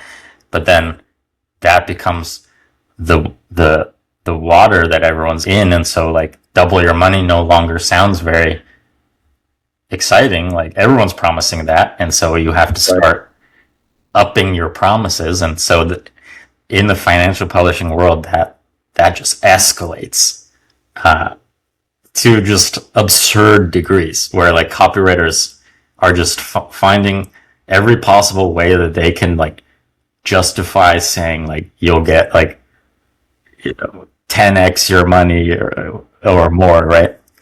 Yep. And they can make the math work, and like by cherry picking back, what do you call it?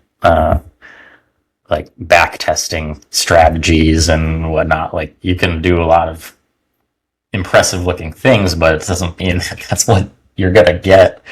Right. But that's like so much of how marketing operates, is making promises. And I did that for so long, and I'm like, well, in the way that I approach this kind of work, something that I've learned from many different teachers, but also just kind of recognizing it directly in my experience, is that making promises with this kind of work can be really misleading. Or it's like, because like I said before, like just having someone listen to you deeply, let alone just you yourself listening to yourself deeply, and having that attitude and relationship to yourself, that by itself can be extremely powerful. But then that gets warped if you're doing that for some further promise, where like that becomes instrumental to some other thing. So, because it requires just like utter present moment curiosity and compassion, rather than like judging, like, is this gonna be like helpful for me? It's the attitude itself is the thing that makes it work so well. And so I was like, well, not that I won't ever do this, but at this point in the work, like, I don't want to be saying to people, like, I will help you, whatever, like, increase your income this year or whatever thing. Yep. And then suddenly have people coming to me for that with that expectation, and that then being the standard by which they evaluate whether it was worthwhile. So I like, and I think coaching largely just as a term sort of puts you into a context in which people are thinking that way. Sure. You know? Yeah. So I try to stay away from positioning myself in a way that compels, that intrigues people based on that, which obviously means it's getting attention is different. Yeah, it's good. I was going to say that's it brings a challenge for sure. But that's my own sense of integrity in this moment. Yeah, so all that said, like, I mean, in one of the other podcast or interviews that you listened to, not the Tashin one, it was with a friend of mine who I did a session with, and he told me in that interview, which was like a year or two later after originally doing the money mapping session, that like his relationship to like a fear of poverty had really just kind of, I don't want to overblow it, but like it felt kind of like it had dissolved a lot of it. And that he was in a position in life those year or two later where like arguably his financial circumstances were a little bit more intense than they were at the time when we originally did the mapping, but he was not like triggered by these fears anymore. So like that's concrete example. I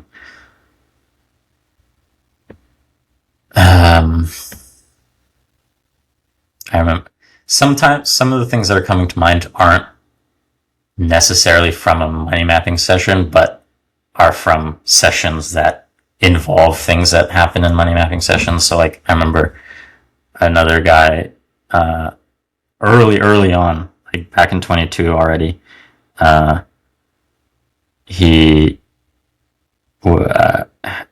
had some like real estate stuff going on, and some bad tenants, and he was like pretty conflicted about how to deal with this situation, because like I think he was probably losing money or like not able to like make the apartments like available to better tenants, and he's like, I don't know how to handle this, and we worked on that, and it like massively clarified the situation for him such that he was able to like take some decisive action around it. And he was like, I feel so much fucking better now, like about being able to handle this situation and take it in the direction I want to go. So like that was one that was concretely related to actual financial endeavors.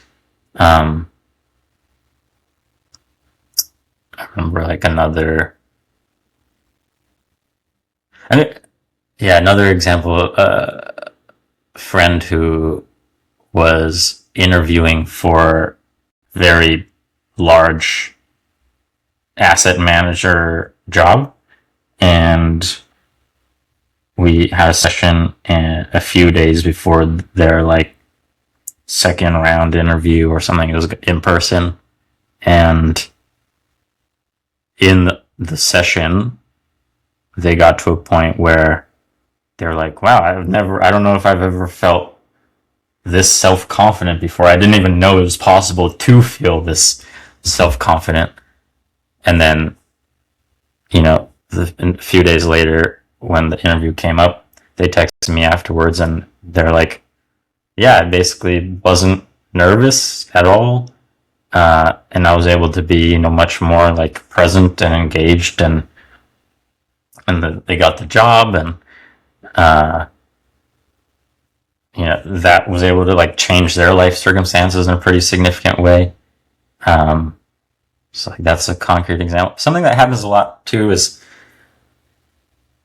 in the money mapping session, like, people come in with some degree of clarity around like some problem or question or conflict that they're experiencing with money, and then we like flesh it out for 2 hours, and then by the end of it, they're like they've seen it all in context, or they've like explored the wider context so thoroughly and in this particular type of space that they're like, oh yeah, that's not a problem.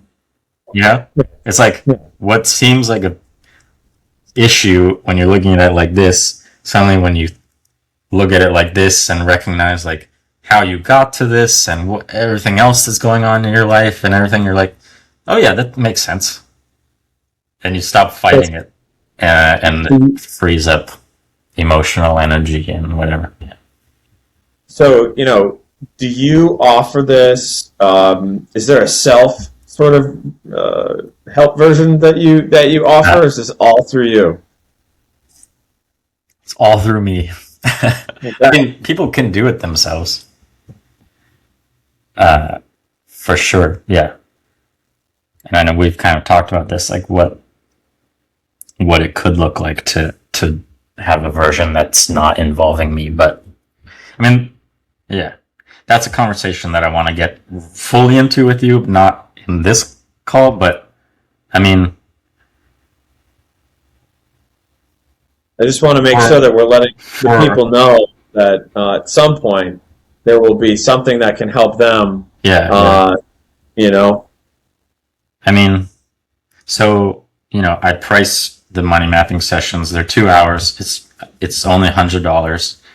So, like, it's, I would say, very accessibly priced. So I have tried to do that in such a way that it's not like out of bounds for most people. But I mean, yeah, I would like to come up with something which is not dependent on my involvement necessarily, or is like easier to access for people. But at the same time, a huge part of it is that it is a relational thing, and that I have spent my life as I've spent it. I've spent my professional life as I've spent it. And I haven't even really gotten into my own private struggles with my relationship to money in the background of my professional stuff. But like, suffice to say, there's sort of been 2 tracks where like professionally, finance copywriter, thinking always about the psychology of money and like what drives people to spend their money to get things that are about making more money. And how marketing works and how copywriting works and the sort of psychological influence and all the stuff that goes into that, right?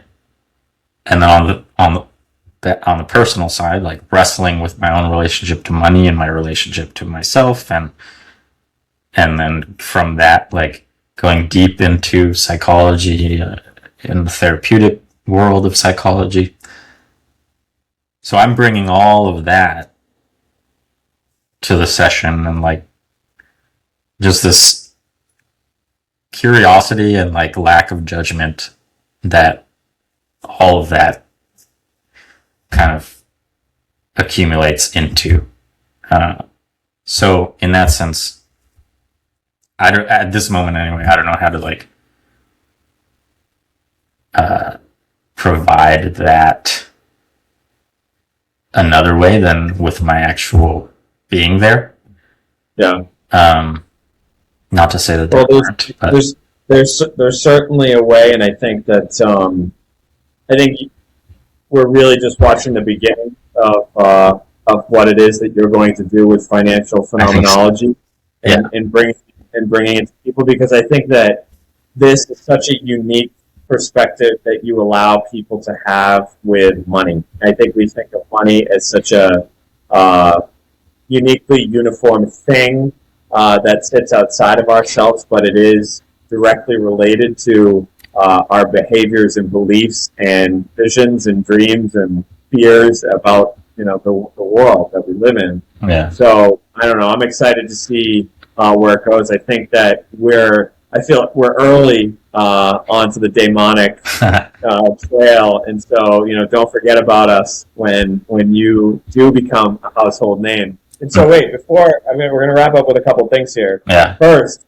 but tell us why you go by the name Daemonic. So there's, one part of the story there is like why because that name is my Twitter name, and there's a whole story there about like why I was even getting on Twitter in an anonymous way, and that's not the story I want to share here. But if you want to hear that story, it is in one of the other interviews that I did. But Daemonic to me is a very meaningful term. So in college, for my senior thesis, I've never called it a dissertation, but I spoke to someone else who went to that college recently and they called it a dissertation. I was like, that sounds cool. That makes it sound a lot bigger. Sure. But I wrote about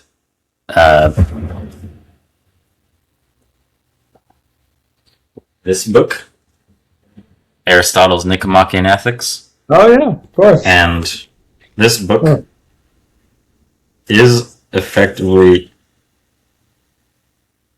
the question that begins the book that Aristotle's asking. He's basically like, everyone says basically that they want to be happy, but what is that? And what do people say that it is? And then he kind of spends the book surveying what different people say happiness must be, and like asking like, can that be it? And so, the term the Greek term that usually gets translated into happiness is eudaimonia. You've probably heard that term before. Which the roots of that is like EU is like good, euphoria, eugenics, whatever. That's another show. It's not this show. But yeah, that like the EU is the root for like good. Yeah. And then daimon there's a lot of ways that term gets explained, but within the sort of Greek mythology, daimon was like a certain kind of spirit that was kind of like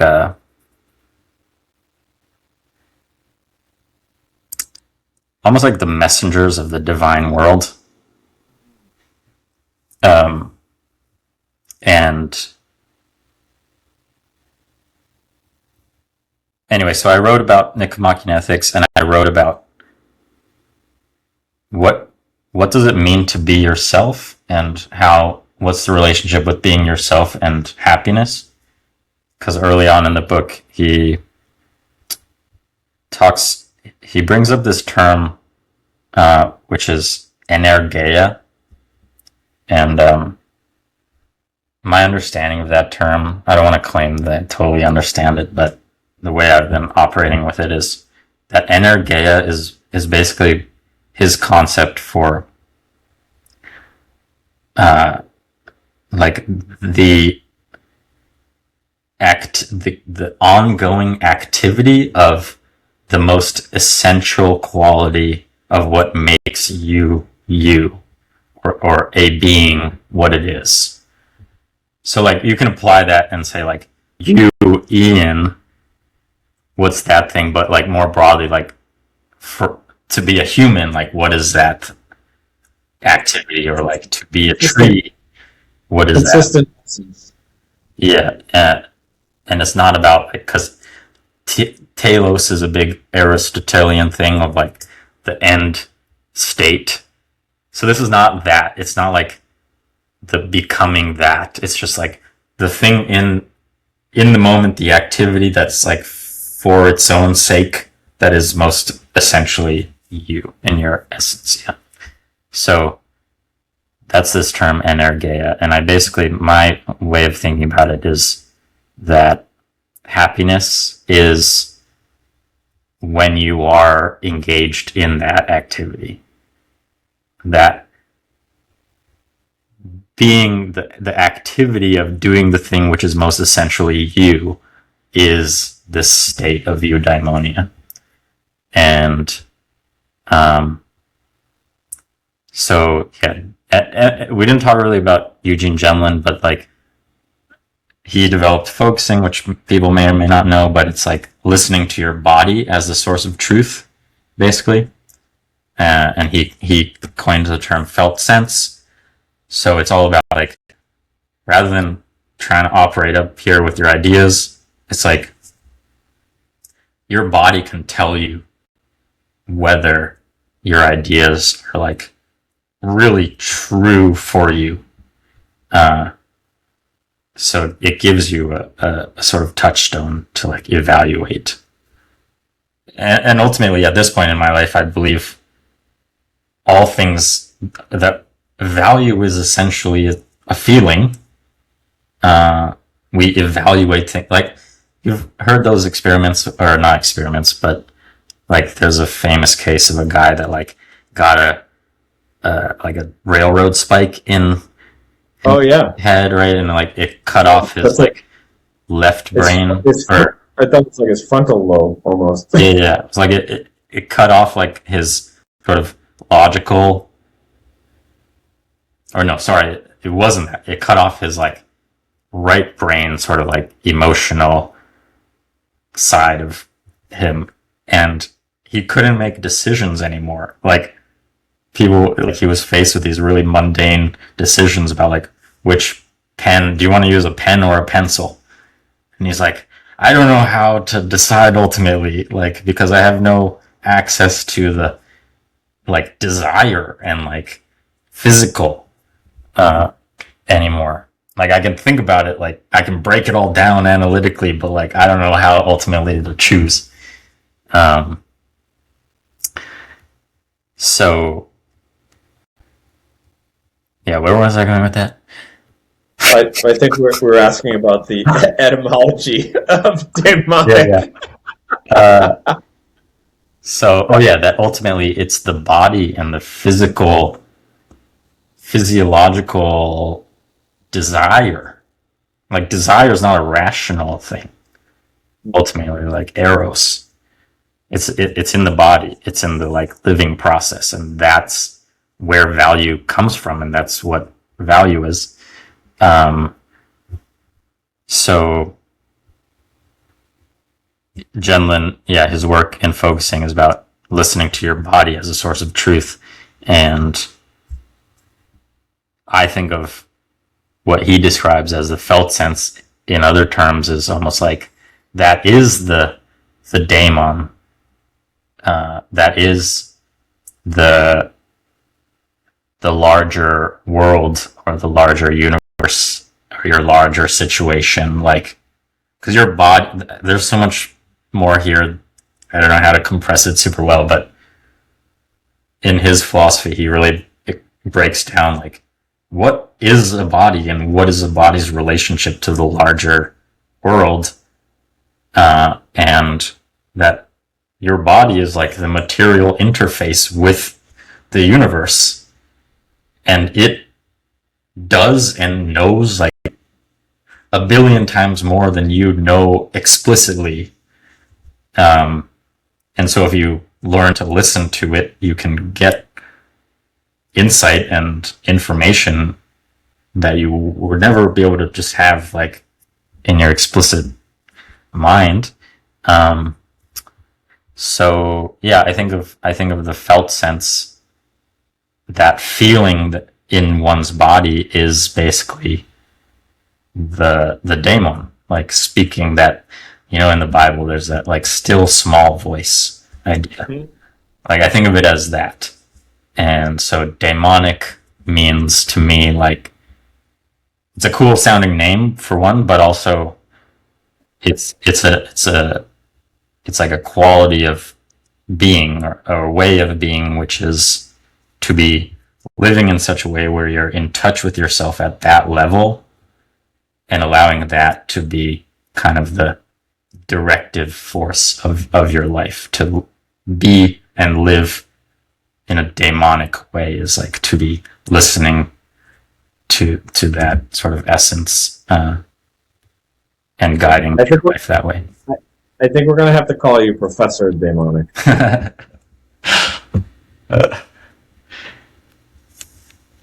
But we do have there's a ritual we have on this show, okay? Yeah. And it's that you got to give listeners and watchers something to watch, something to listen to, and something to read. Now you've named actually a whole bunch of books. Yeah. Today that I might or might not list in the show notes. Yeah. But if you have a particular book other than the ones that you've recommended, please recommend away. Yeah. I mean, one that's like totally on this money topic is this. Maybe you've even heard of this. Money and the Meaning of Life. Oh, cool. No, I don't know that one. Jacob Needleman. He was a philosopher. Yeah, this book is awesome. And he kind of shows how he doesn't really like express it in terms of relationship to money, but that money is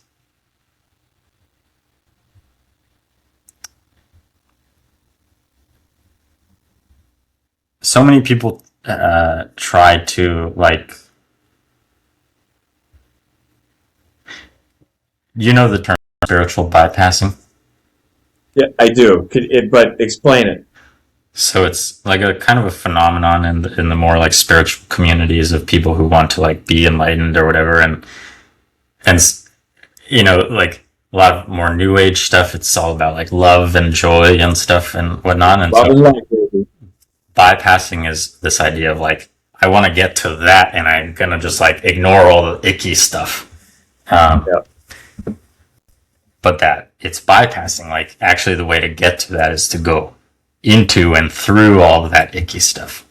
And icky stuff meaning like also. I mean, it's almost, you want to connect back to Jung. It's like shadow work. It's going deep into your own psyche and experiences and trauma and understanding everything about it. Yeah. And feeling it, and not just wanting to make it go away by adopting a modality or an identity. Right. Yeah. So like, anger is something that people bypass a lot, where they're like, I want to be spiritual, I want to be enlightened, I want to just be loving, and like, so I'm not going to be angry.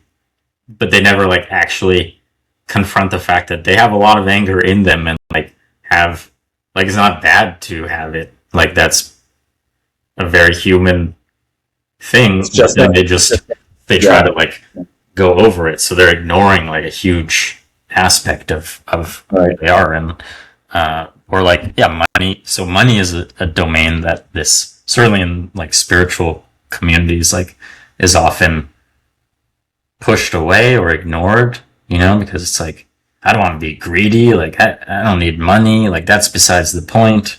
And materialism stuff. But he's like, actually, money is like, it's bypassing also happens with like somatic stuff where people are like, I don't want to deal with my body. Like, I want to just transcend my body. And for me, I've never been kind of compelled by that. So I've gotten super into somatic work, but it's a thing that happens where you think of the like essence of yourself as something immaterial. So they're like, I don't want to engage with this.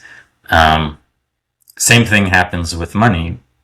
But I think of like body and money as very analogous in that way, where your body is the seat of your experience. Like, it is your engagement in the world, and like it is what is alive, and you need to take care of it. Like, I'm talking about it in a kind of weird, like, objectifying way, but like, you have to eat, you have to, like, you have all these physical needs of being a living being. You are fundamentally in exchange. The way I talk about this now is like, fundamentally, to be alive is to be in commerce with reality. Like, you have to take in and you have to excrete at some level if you are a living thing. So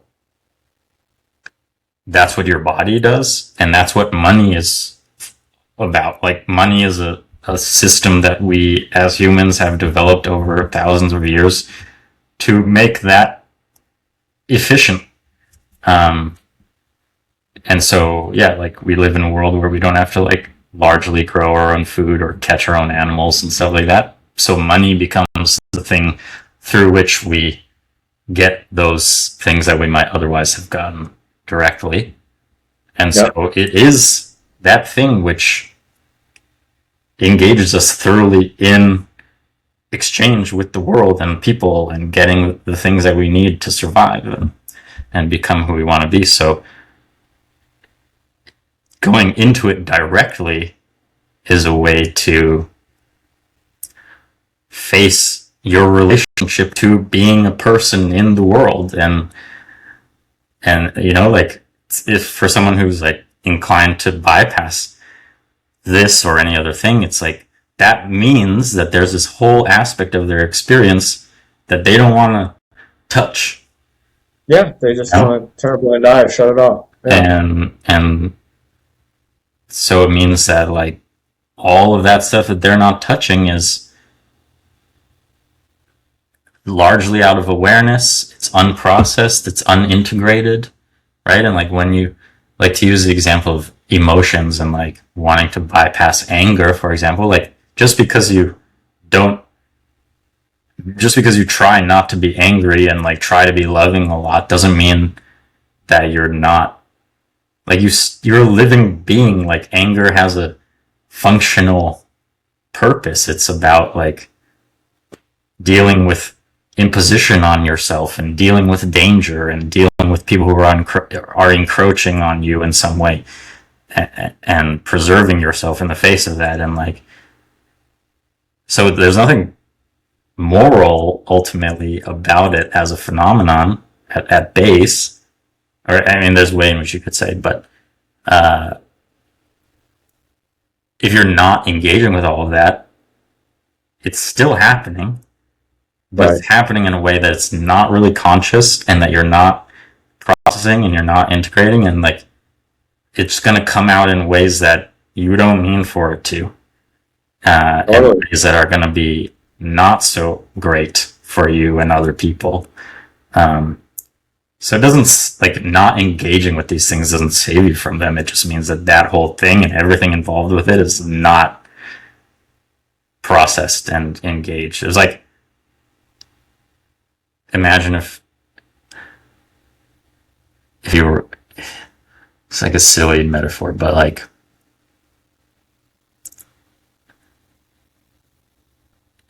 yeah, imagine like a kid who like doesn't want to eat his vegetables, you know, and like figures out, this is not a real thing, but like figures out somehow that there's a way to eat your vegetables, but like you don't have to taste them and you don't have to digest them. So it looks like they can take them and like not metabolize it at all. right? So then it's just like, okay, so you're not getting any of the nutrients that come with that, and you don't have to like taste the stuff, and like your tastes don't develop, and yeah, it's like not integrating and Yeah. metabolizing your experience. So So, yeah, so that's money and the meaning of life. You got a book. yeah. What should we watch? Uh,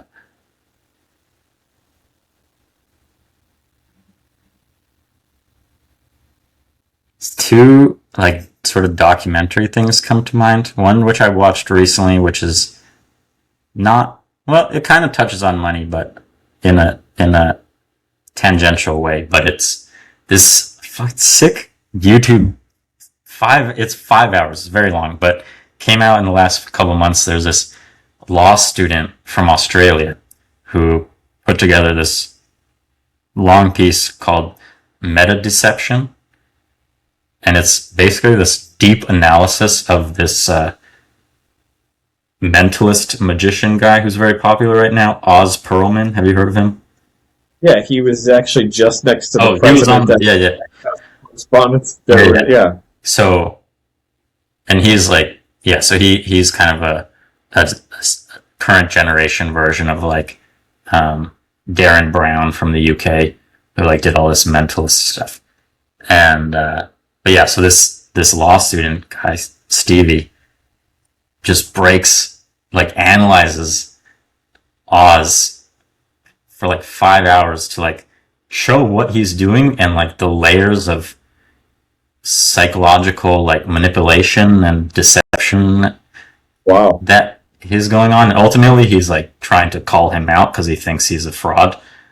Not a fraud in that he's not doing what he's like. He's clearly super skilled at what he's doing, but he's like in such a gray area related to like deception and manipulation, and like because he sells stuff, there's like consumer law stuff that's tricky there. Anyway, Yeah. super fascinating. Related to psychology and marketing, and like, and then related to money and ethics around marketing stuff. So that's one of them. And then shoot, the other one, I have to look it up real quick.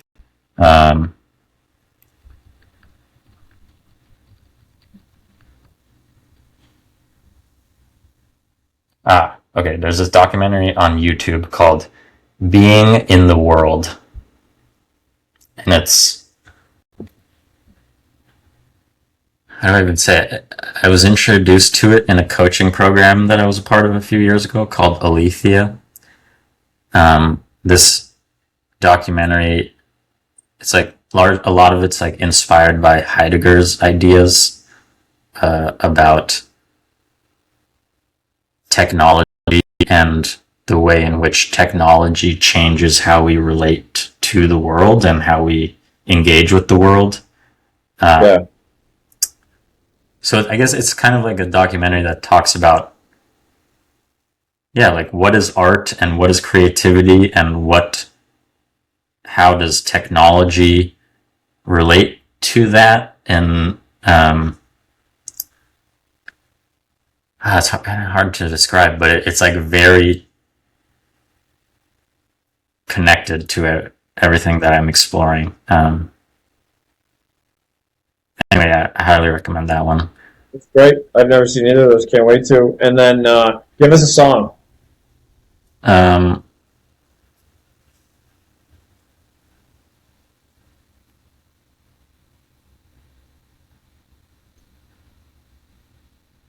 Okay, it's not a meaningful one. It's just one I love. I told you about Rosalia. Yep. One of her songs that is my favorite is from her second album.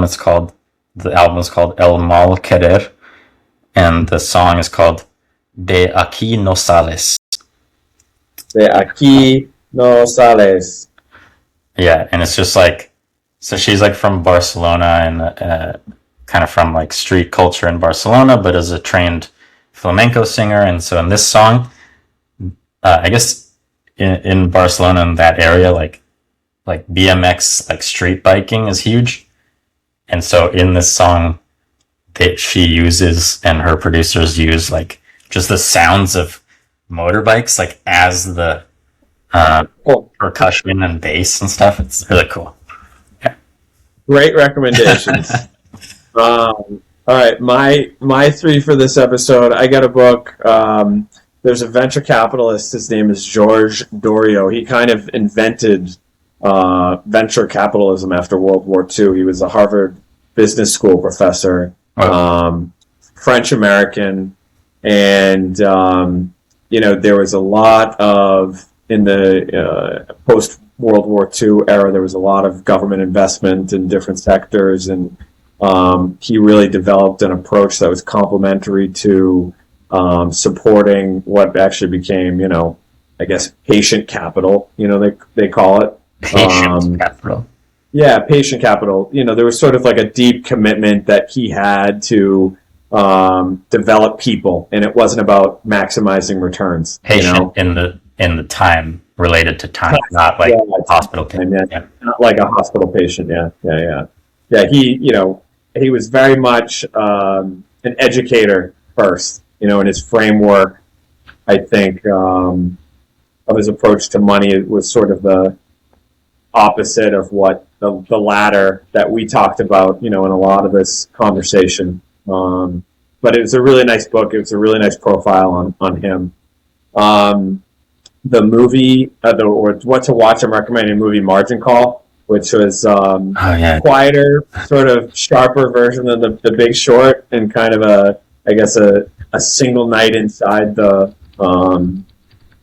Lehman-shaped firm as the bottom falls out. But it's a good movie, and I think it's connected, to where you had been working in the belly of the beast for a few years in financial services at Goldman. And I think that if you want to understand more about what it's like to work at a firm like that, there's a good portrayal there. And the song that I'll recommend is "For the Love of Money" by the OJs. Like, you can't get a better song that with a bass, yeah. Who doesn't know that song? That song used to get me fired up when it was the theme song to The Apprentice when Donald Trump was the host. I'm in college in 2003, 2004, and that song always got me hyped up. Okay, but, I think I know that song not directly as the OJ song, but I know it through Bone Thugs and Harmony because they sample it. Oh, for the nice. Good reference. Good reference. Well, Daemonic, I can't thank you enough for your time today. I think this could have been a 5-hour conversation, and I think I'm surprised we're at the hour that we're at. I did not realize. But it just I was, I think anybody that watches this is going to have received a masterclass in a number of areas. And I think having the ability to cobble together what you have in terms of psychology and philosophy and sort of just general reality as we approach our relationships to money and aspirations, and there's really everything in here. You've had a very, very interesting life from your time growing up in Hawaii to where you're doing your work today. And I love how you can sort of see these really intricate connections come together, but it's really your depth that is the value here. And so, you can tell that everything that you do brings that capacity that you have to see and to want to see the deeper side of life. So thank you for sharing that with me. Thank you for sharing that with my audience. And I am going to put all of the things, that we recommended, or the book titles and everything, in the show notes, as well as where people can find you. I'll have your link to your X handle and your YouTube channel and all that. So if you'd like to get in touch with Daemonic and have a call, I highly recommend. It's such a wonderful service that he provides, and I just think that generally this financial phenomenology is something that you're going to hear more about very soon. So thank you for sharing it with us today. Yeah, thank you, man. This has been, I mean, remember what I said about like being on the beach and being like, oh, I'm just living it. I'm living it right now. Yeah. I feel like this is an occasion, this specifically, this conversation, and just like more broadly what I'm doing now. I'm like, this is what I love. It's just so fun to just like think about this stuff and talk to people about it and do the exploratory work with people. Like, thank you for giving me an opportunity to just nerd about this stuff. It's my pleasure. These are goals. These are goals for sure. All right. All right. Until next time, everyone. Signing off.